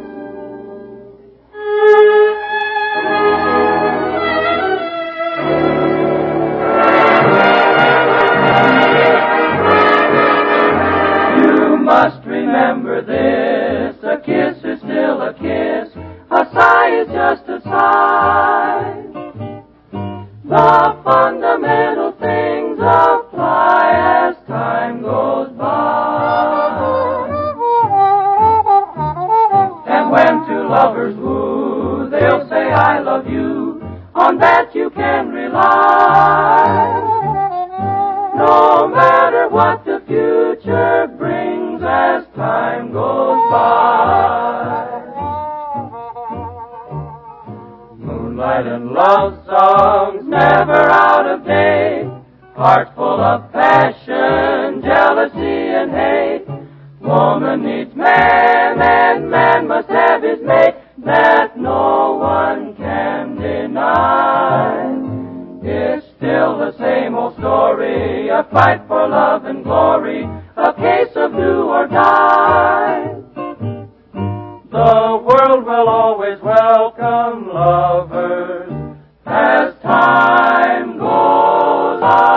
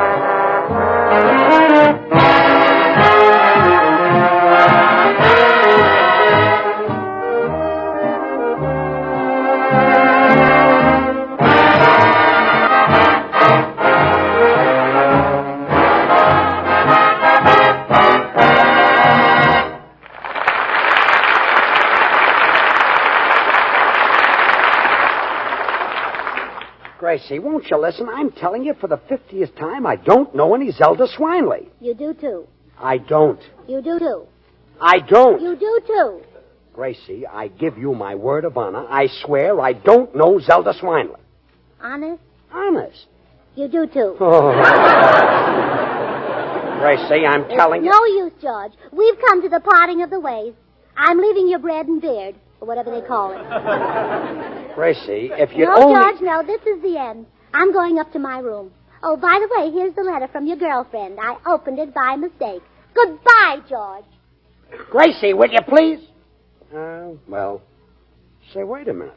This letter is postmarked Van Buren, Arkansas. This is Bob Burns. Gracie! Oh, Gracie! Oh, she wouldn't believe me anyway. I'm going over and get that Bob Burns and have him straighten this out.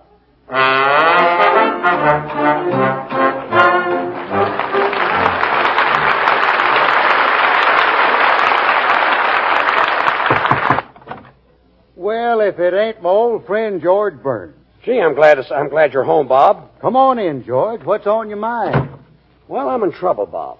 Gracie thinks another woman wants to marry me. Oh, doggone if that ain't the funniest thing I ever heard. Now, if that was me the gal was after. It is you. Huh? Yeah, she got our names mixed up. She's after you. Oh, now, wait a minute. This is serious. I thought you'd change your tune. Who is this here misguided female, George? Her name is Zelda Swineley. Zelda Swineley? Gosh, I ain't thought of her in years. Oh, then you know her, huh? Yeah. Zelda come from one of the finest families in Van Buren. Her mama was a social climber. She was always holding coming-out parties for Zelda. I remember Zelda come out 3 times, but public opinion always forced her back in. Bob, all I want to know is, were you engaged to Zelda Swineley? Well, now, there was a kind of a romantic custom down home. You know, during huckleberry season, everybody went out picking, and if a fella dropped a huckleberry in a girl's bucket, that meant they was engaged. Well, what I want to know is, Bob... But I was pretty sophisticated in them days, and, well, I was what you might call Van Buren's Adolph Monju. You know, I was the only one in town that ever done much traveling. You see, one cold winter morning, my hands while I was milking the cow, and you know that cow run away and dragged me clean to the outskirts of Little Rock. All the way to Little Rock, huh? Oh, I've traveled all over the country that way. Now, Bob. That's the truth, George. Why, to this day, I don't feel at home on a streetcar unless I'm hanging on 4 straps.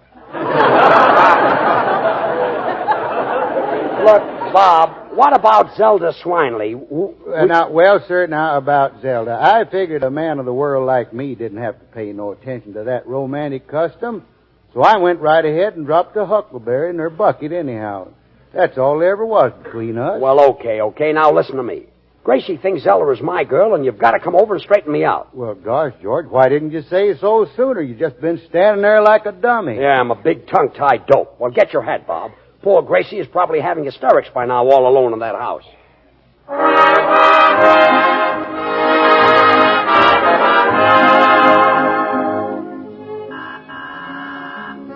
So he's back again, has he? Well, yes, miss? Is this here the place where Mr. Burns lives at?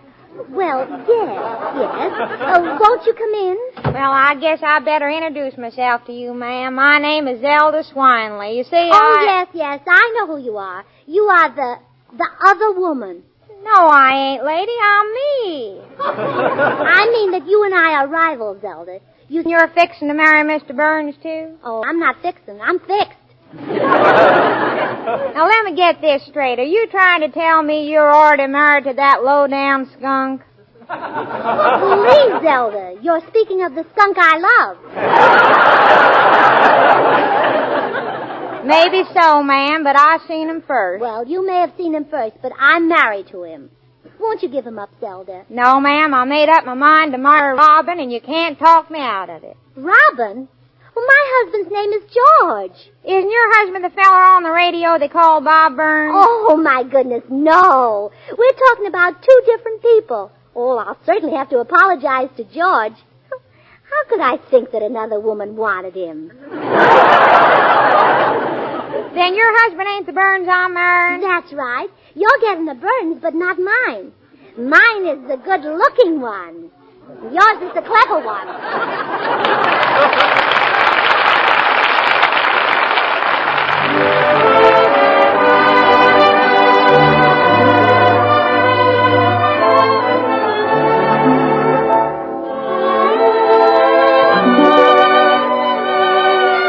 Here's Jimmy Cash with an up-and-coming tune, Roseanne of Charing Cross.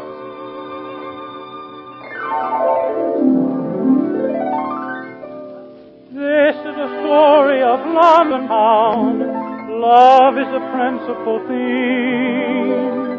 All the story revolves around a girl, myself, and my dream.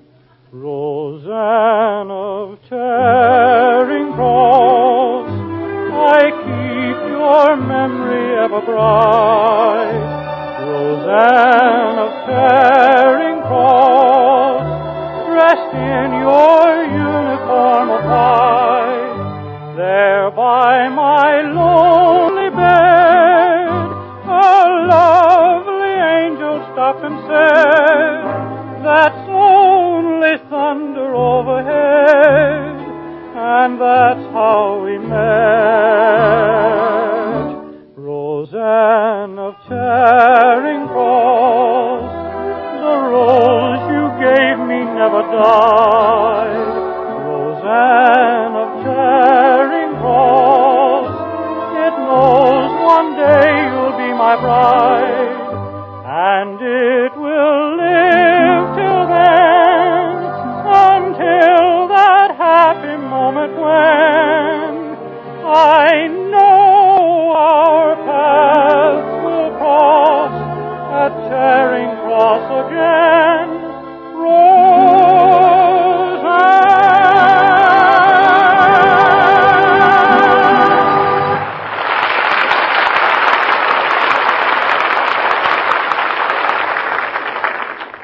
So don't you worry your head about it, Zelda. I'll get that Bob Burns over here and see to it personally that you have a lovely wedding. You sure are a kind-hearted woman, Mrs. Burns. Oh, well, it's really nothing. Women should help each other whenever they can. You know what I always say? Judy's sister and the O'Grady lady are under the Colonel's skin. That's mighty clever saying, I reckon. Well, I'll get right on the telephone. Oh, wait. My husband's coming up the walk now, and Bob Burns is with him. Oh, be still my heart. Can I see him too, Mrs. Burns? No, not before the wedding. Well, how come not? Why, it's bad luck. On the day I married George, my mother told me I'd have bad luck if I saw him before the wedding. Or did she say after the wedding? Well, what should I do? Oh, well, you hide in the other room, and the minute he's ready to marry you, I'll call you. All right, ma'am. My, isn't this romantic? I feel just like Cupid, only better dressed. Gracie, I brought Bob Burns over to clear up that Zelda Swiney situation. Go ahead, Bob. Well, you see, Gracie, George ain't to blame because... Oh, I know that, Bob. You're the man Zelda's going to marry. Gracie, Bob hasn't seen Zelda for 20 years. Yeah, you see, Gracie, things are done different down in Arkansas than they are in Hollywood. Down in Arkansas, people get married who don't hardly know each other. But here in Hollywood, well, I guess it ain't so different after all. I'll bet you're anxious for the wedding after being engaged for 20 years. Engaged? Oh, now, wait a minute, Gracie. All I ever done was drop a huckleberry in Zelda's bucket. Well, now, don't be nervous at the wedding, Bob. Of course, most men are. But they ain't going to be. George was shaking so much that his garter came undone right in the middle of the ceremony. And he had to hook it back on. Well, Gracie, And when we left the church, he didn't realize he'd hooked it on the wrong leg until he dragged a bridesmaid halfway up the aisle.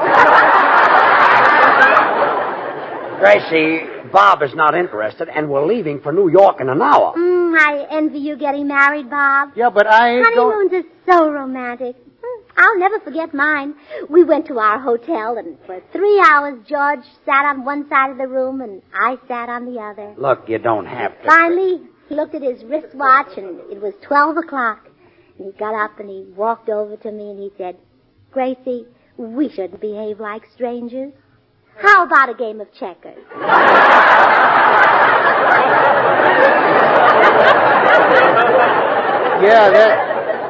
that's mighty romantic. And I want to be the first to give the happy couple a present. You wait here, Bob. I've got something upstairs you'll adore.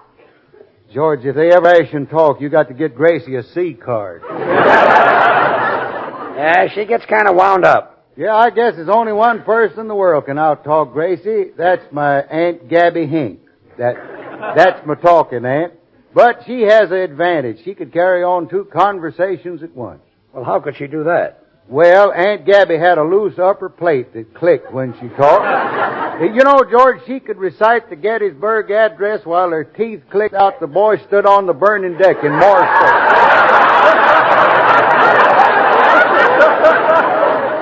Yeah, but here I am talking when this is my chance to get out of here. So long, George. Goodbye, Bob, and thanks for everything. Hello, George. Well, Bob Burns. Hello, Bob. How are you? Fine, Bill. Say, look, I'm in kind of a hurry. Say, I've been wanting to see you, Bob, to talk over old times down in Van Buren. Yeah, well, right now, you see, I got... Well, Bob, do you remember old Hank Borum down there in Van Buren? Bill, remember he lived in a white house, Bob? Yes, sir, that house was as white as a bar of swan, Bob. The new white floating soap that's purer than the finest Castiles. Money can't buy a purer soap. Yeah, but I don't recall him, Bill, but... Bob, you remember Hank Borum. No, Oh, he's married to Nellie Gooch, the crouch stomper from Bixby. Remember? They have 17 children, and they bathe every single one of them with Swan, Bob. Oh, no. Swan is great for bathing babies, you know. It's kind even to a baby's tender skin. So you know it must be great for your hands and face, your tub or shower. Bill, Bob has got to get out of here. Gracie's trying to get him married to a woman from Arkansas. Oh, a woman, huh? Well, let me tell you something about women, Bob. Women have long considered Castile soaps the standard of purity, but Swan is even purer than the finest Castile. Bob, you grab him by the head and I'll grab him by the feet. Hey, let go of me, fella. Let me down. Oh. Hey! Well, that's that. So long, George. Oh, Bob, wait. Well, here we go again. Look, Bob, I said I was going to give you and Zelda a wedding present, and I am. Here, Bob, and our best wishes to you both. Well, now, Gracie, if that ain't the prettiest present. Yes, sir, I always did want one of those. This one sure is a beauty. What is it? Well, I don't know. Mama gave it to us for our wedding present. Well, thank you, Gracie. Whenever I eat off of it or wear it or whatever you're supposed to do with it, I'll think of you. Say, what are them things rattling around in the bottom of it? Oh, well, just some slices of stale bread. I thought for a few days it might be a toaster. Well, whatever it is, I wouldn't be without it. And now I think I'll be running along. Oh, no, Bob. You can't go until you've said you'll marry Zelda. But, Gracie, I couldn't marry it. Bob, could I speak to you a minute? Well, sure, George. Pardon us, Gracie. Look, Bob, that Zelda is in Arkansas, and you'll never see her. Now, if you want to get out of here, you better tell Gracie you'll marry her. Well, I guess you're right.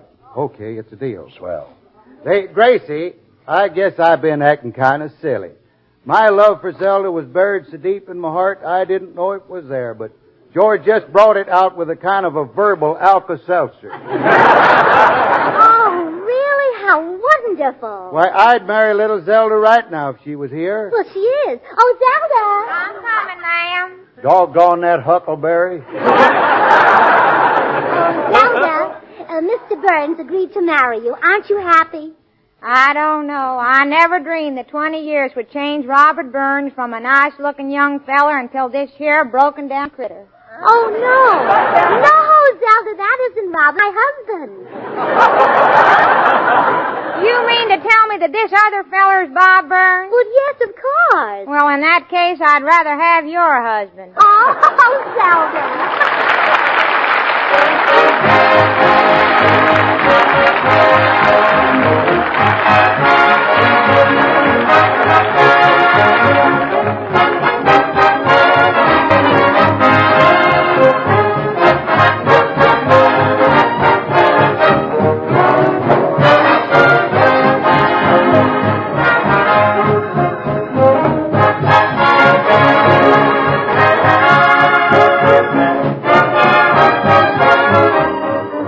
George and Gracie will be right back, so I'm just going to remind you women how tremendously important it is to save your waste kitchen fats. You should be able to collect at least a tablespoonful of waste fats and grease drippings every day from your baking, roasting, and frying. Now put it into a clean, smooth-topped can, and when you've got a pound, take it to your butchers. Within 21 days, your waste fats will start going into munitions. Remember, when you throw away 1 tablespoonful of waste fat, you're throwing away 2 rounds of anti-aircraft ammunition. So don't help Hitler. Save your waste kitchen fats. Well, here they are, George, Gracie, and Paul Whiteman.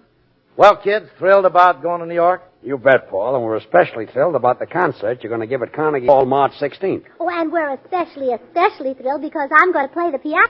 Gracie, you're not going to do any such thing. The idea is ridiculous. But, George, I wrote a wonderful slogan to advertise my appearance. You wrote a slogan, Gracie? Well, yes. The best tunes of all moved to Carnegie Hall.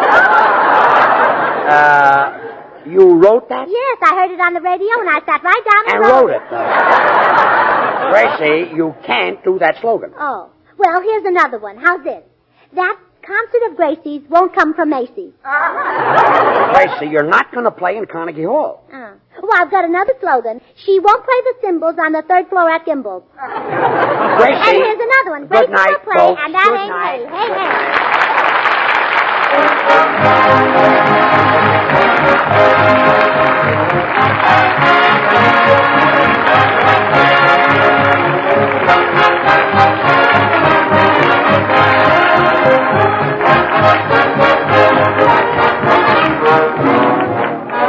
The makers of Swan, the new white floating soap, join George and Gracie in inviting you to tune in to your CBS station again next week, same time, when we'll be in New York with our special guest, the lovely Madeline Carroll.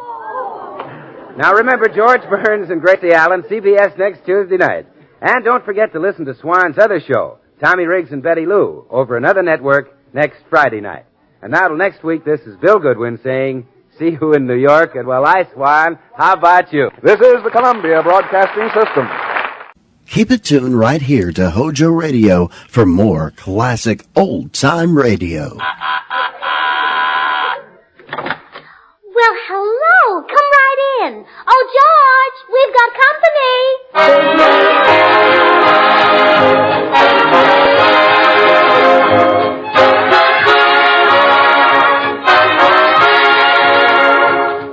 Good evening. This is Bill Goodwin speaking for Lever Brothers, makers of Swan, the new white floating soap. Well, it's Tuesday night again, time for another pleasant visit with George Burns and Gracie Allen, their guests, Madeline Carroll, Jimmy Cash, and Paul Whiteman and his music. And now meet the people who live in the Burns house, George and Gracie.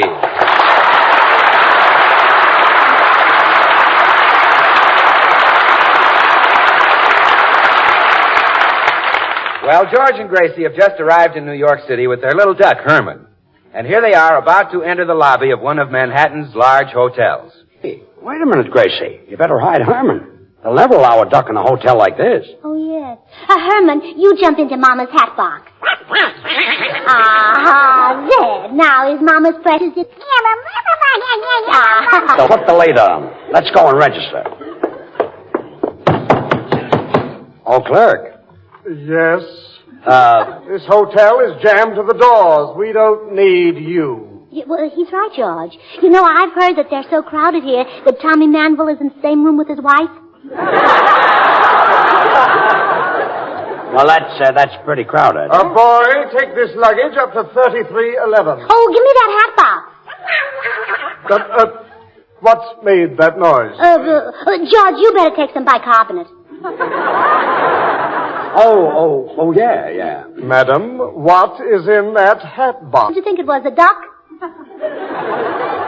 I've seen a lot of hats, but that's the first one I've ever heard. Oh, well, this is one of the new Hollywood hats. They're wearing them very loud this year. Gracie, come on. No, in a minute, dear. Clerk, will you please send our breakfast up right away? We're starved. Yes, madam. We'd like 2 glasses of orange juice, 2 cups of coffee, some toast, and a half a dozen worms. A half a dozen worms? Why? Is that too many? Are they rationing the men now? Gracie, come on. Oh, no. Here comes Tootsie Sagwell. Hello, Tootsie. Hello, Gracie. Hello, George. Oh, hello, Tootsie. This wonderful, wonderful New York. This marvelous city. Oh, you like it, Tootsie? Oh, do I? Didn't you always say that only 1 man in a million would ever go for me? That's right. And aren't there 4 million men in New York? That's right. Well, that's 4 men. Tootsie, are you going to stop at the this hotel? Yes, they wouldn't take me at the YMCA.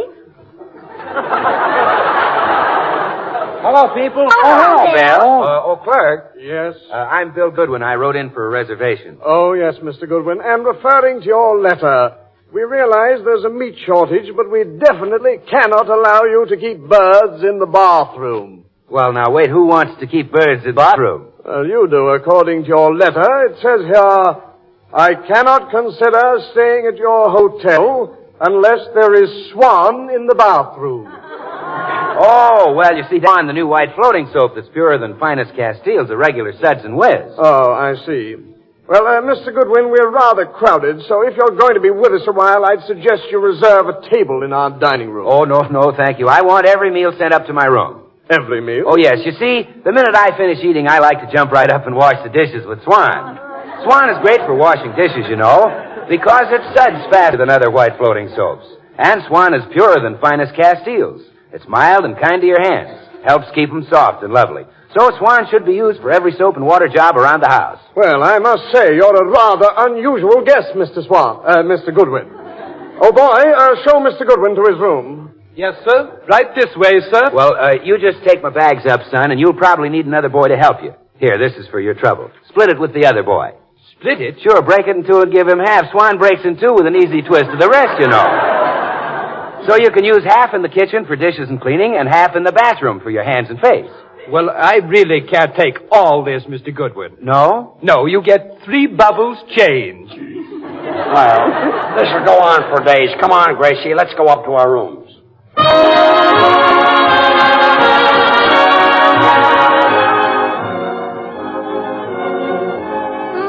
George, isn't this a lovely suite?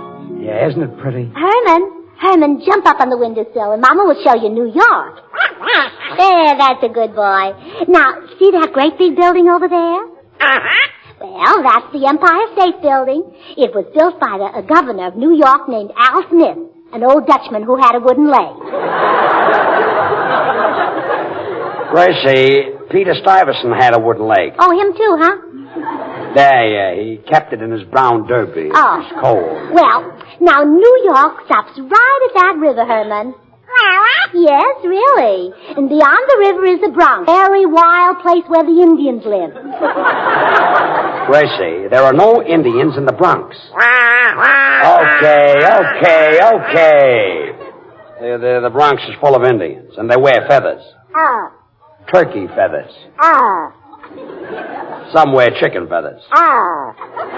But most of them wear duck feathers.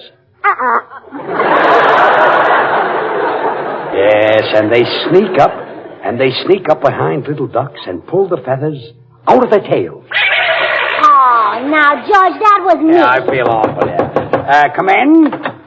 Mr. Burns? That's right, boy. I have an epistle for you. Epistle? Yes, that means a letter. Well, thanks. Gracie, here's a letter for you. Yes, boy? Oh, I suppose you're waiting for a tip. Quite. The $1 is the usual amount. Well, here's a dime. You've had an unusual experience. Oh, dear. Sometimes I wish I had never left Dartmouth. Oh, George, this is a note from Madeline Carroll. She has a room right next to us, and she's coming in to say hello. Oh, good. Oh, Madeline Carroll is awfully pretty, isn't she, George? Uh-huh, yes. Prettier than I am. Huh? Oh, no. You're much prettier than she is. Oh, no, I'm not. Huh? Oh, yes, you are. No, I'm not. Oh, yes, you are. I know, but I'm too modest to blow my own horn. Oh, yeah.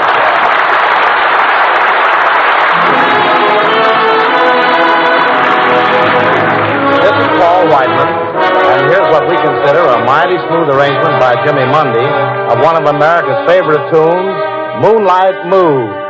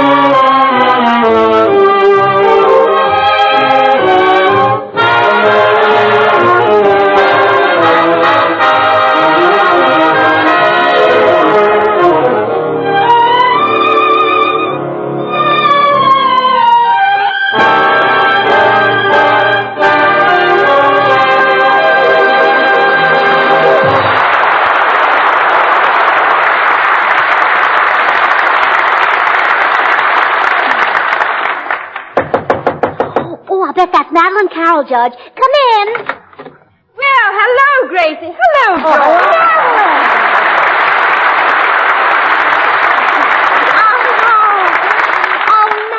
So glad to see you. Gracie, you look absolutely wonderful. And George, how are you? Fine, thanks. I can only stay a second, but I'm dying to hear all about Hollywood, Gracie. Does, what's her name still wear those false, eyelashes? Yes. Did, who's it ever get married? Yeah. She married a fellow from Sacramento. No. Made him a millionaire in 6 months. Really? Yeah. Of course, he was a multimillionaire when she married him. Honestly, Gracie, why doesn't she retire from pictures? She'd be known as the grand old lady of the screen, if she were only a lady. Yeah. Well, isn't it nice to get together and talk about old friends? Yes. But, I have to be getting back to my room. I'm trying to learn a very difficult script for my next picture. Goodbye. I'll see you later. Oh, all right. Goodbye, Madeline. Gracie, who were you and Madeline talking about? Oh, you know George. The girl who lived in the... she always ate at... whenever we went to... She was always there with... Remember now? Oh, yes. She was married to, with the big fat, oh, a lovely couple. Yes. Come in. I beg your pardon. Is this the room from which the request for a piano emanated? Oh, no. You got the wrong room. Oh, no, they haven't, dear. Bring the... Well, have you a firm grasp, Mr. Ridgway? I have indeed, Mr. Fielding. Then steady as she goes, Mr. Ridgway. Excellent, Mr. Ridgway, excellent. Oh, I fancy any piano mover could have done it, Mr. Fielding. Ah, your modesty becomes you, Mr. Ridgway. Oh, come, Mr. Fielding. Now, Mr. Ridgway. Well, you positively had me blushing, Mr. Fielding. Ah, but I... Quiet, down. Gracie, I know why you had that piano brought in here. Stop it. I told you could not play the piano at Paul Whiteman's concert in Carnegie Hall. You did not. You said I couldn't play until I was as good as Rachmaninoff. Well? Well, I'll practice a couple of days. I can't stand this. I'm getting out of here. Oh, poor George. He just has no ear for music. Could cry when I think of all the beauty that he misses. Like that, for instance. Oh, it's you making that awful... I didn't know you were taking piano lessons, Gracie. Oh, I'm not taking lessons, Madeline. I'm just rehearsing for my appearance in Carnegie Hall. Huh? Well, you're what? Paul Whiteman is going to give a concert there on the 16th, and I'm going to be his guest soloist. Will George, by any chance, do a striptease on the same program? Oh, no. It's just an artistic evening. Pardon me, Madeline. Come in. Hello, Gracie. I came to... Oh, gee, isn't that Madeline Carroll? Uh-huh. Madeline, this is my girlfriend, Tootsie Sagwell. How do you do? Oh, Carol, I've been dying to meet you for ages. But the closest I ever came was one night in Hollywood when I waved to you at the wrestling matches. Remember? No, I'm afraid I don't. Who are you wrestling?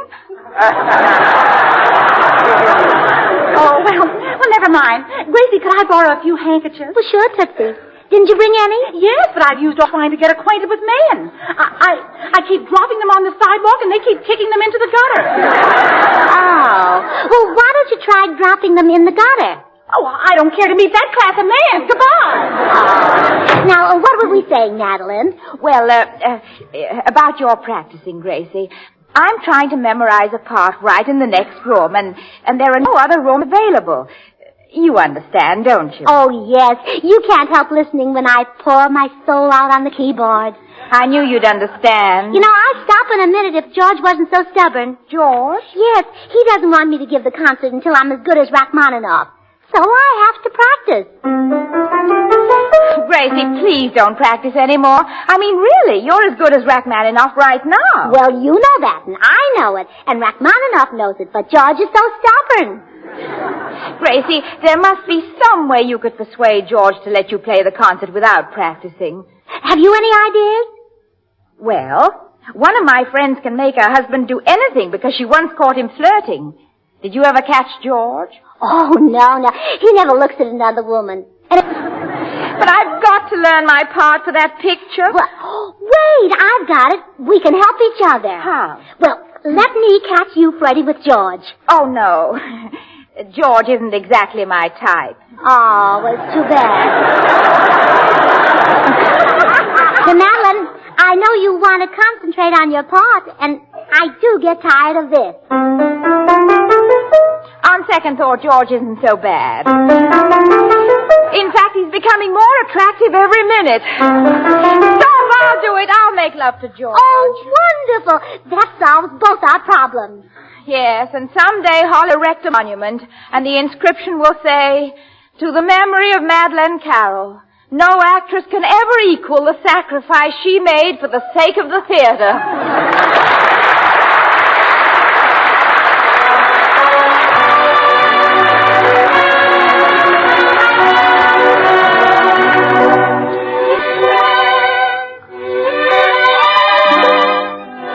And now here's Jimmy Cash, and his song is "You'd Be So Nice to Come Home To."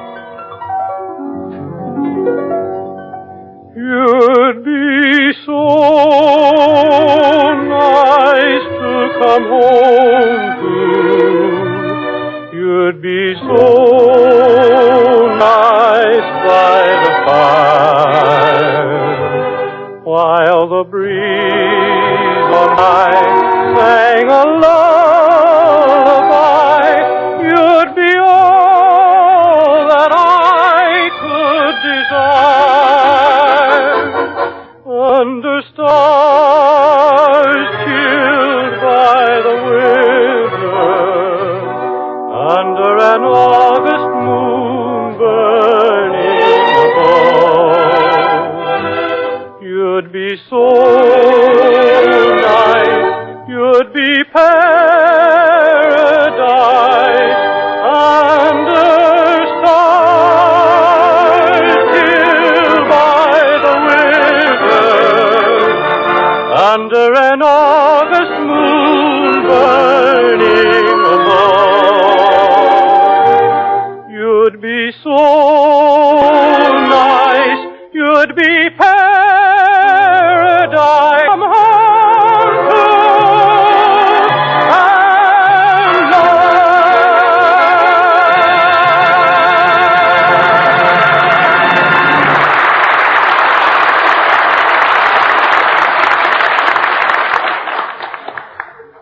Gracie, I've been thinking this over, and honestly, I don't believe I can go through with it. Why not, Madeline? What's wrong? Well, the idea of making love to George is a little too much for me. I've got cold feet. Oh, well, he'll never notice that. Just keep your shoes on. I mean, I'm nervous. Couldn't we call it off? Well, we could, but if we do, I'll have to keep practicing for the concert, and you'll never be able to study your part for that picture. Yes, there's that, and I simply must have peace and quiet if I'm ever to learn my lines. All right, Gracie, I'll do it. Oh, good. But, Madeline, before we go on, I want to ask you, well, it's rather a personal question. Well, what is it? Well, do you know how to make love? My dear girl. Well, you see, you said you were nervous, and I suppose that means you haven't had any experience. And, well, maybe we better have a talk. Are you suggesting that before I play this scene with your husband, I should be told about the birds and the bees? Oh, no. I don't want you to chirp at him or buzz for him. I just want you to be convincing. Can you make your voice low and quivery? Don't worry about my voice. I guarantee to make every syllable sound like it was wearing a sweater. Oh, good. We've just got to put this over. Now, when George comes in, you be reclining on this divan. Would you like a rose to hold in your teeth? No, I believe not. It might confuse George. He wouldn't know whether I was luring him or eating a salad. Oh, there's George. Now, lean back, Madeline. Close your eyes. Yeah, that's right. Quick, Gracie, run and hide. Yeah. Come in. Oh, my beloved, at last you are here. Huh? What? My goodness, you're not the man I thought you were. Oh, well, give me time, gorgeous. I just got here.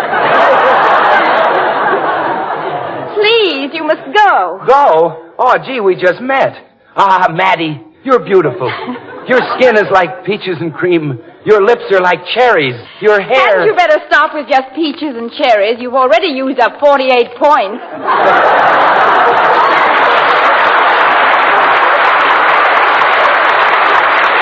You know, Madeline, I'm crazy about blonde hair.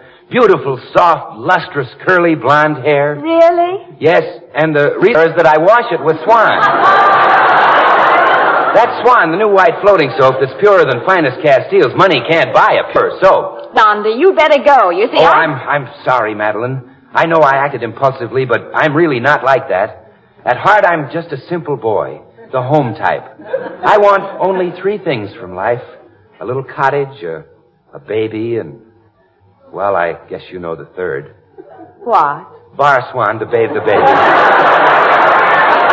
Swan is great for bathing babies, you know. It's so mild that it's kind even to a little baby's tent skin. So you know Swan must be great for your hands and face, your tub or shower. Now, really, young man, you must leave this instant. I'm expecting someone. Oh, I get it. You lead me on and then toss me aside like an old shoe. I should have listened when Father told me about women. What did he tell you? Well, he said, Willie, my son, women have long considered Castile soaps the standard of purity. But Swan is even purer than finest Castiles. That's what my pop said. Oh, Bill, if you don't hurry up and leave, you'll spoil everything. Oh, really? Well, say, what are you girls up to, Gracie? Well, I'm trying to catch George, and Madeline Carroll is the bait. Madeline Carroll is the bait? Well, gee, what a sucker I am. You know, all my life I've gone fishing with worms. So long.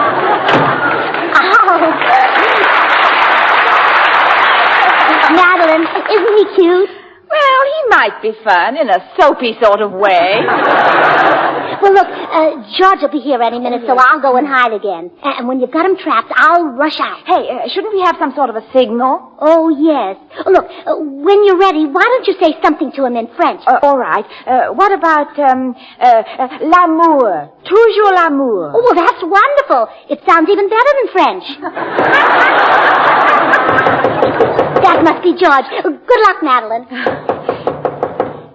Come in. Hello, Madeline.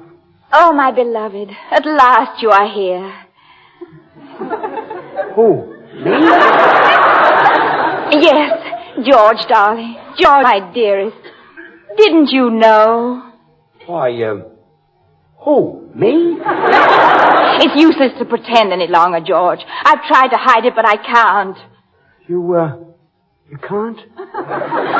No, darling. Hasn't it ever occurred to you that you're tremendously attractive? Why, who? Me? I must have you, George. I must have you, do you hear? Or I shall go mad. Mad, George, mad. Mad? Mad. But, Madeline, I'm a married man. Yes, I know you're worried about leaving your wife, but you needn't, George. Don't forget, I make a very nice living, too.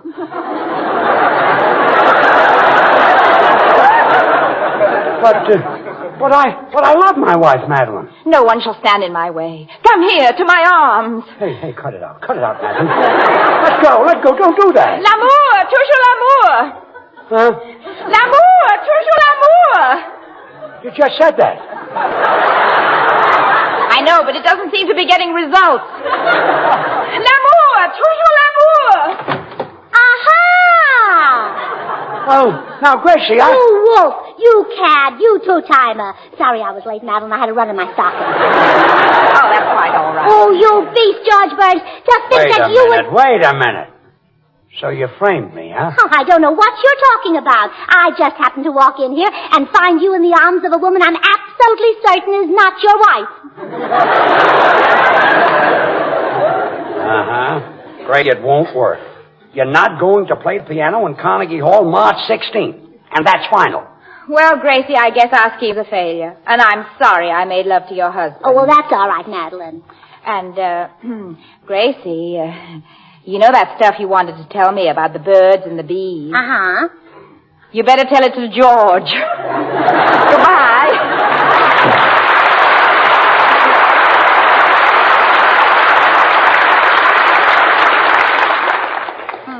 You know something, George Burns? What?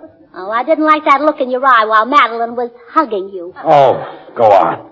The only look I had was surprise. In one eye.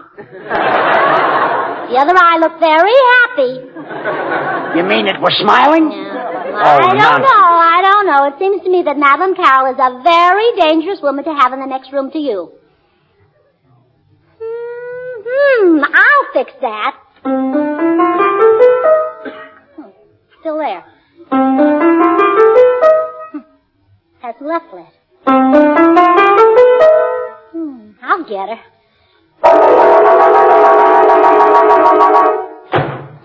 That did it. Well, I got rid of her.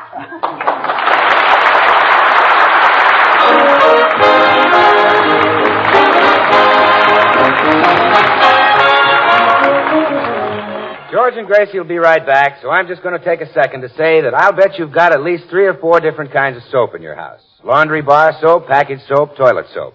But look, you don't need any of them with Swan in the house. That's why Swan saves you money.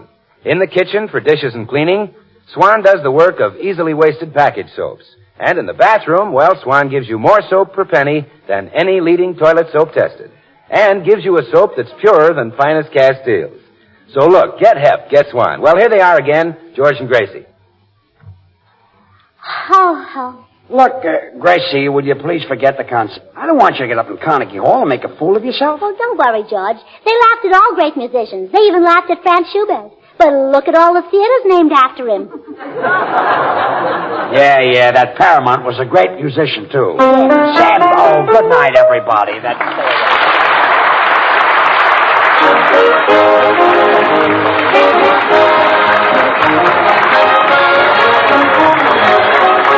The makers of Swan, the new white floating soap, join George and Gracie in inviting you to tune in to your CBS station again next week. Their guests at that time will be Jose Derby and Deems Taylor. Remember, George Burns and Gracie Allen, CBS next Tuesday night. And don't forget to listen to Swan's other show, Tommy Riggs and Betty Lou, over another network. And now till next week, this is Bill Goodwin saying, well, hi, Swan. How about you? Good night.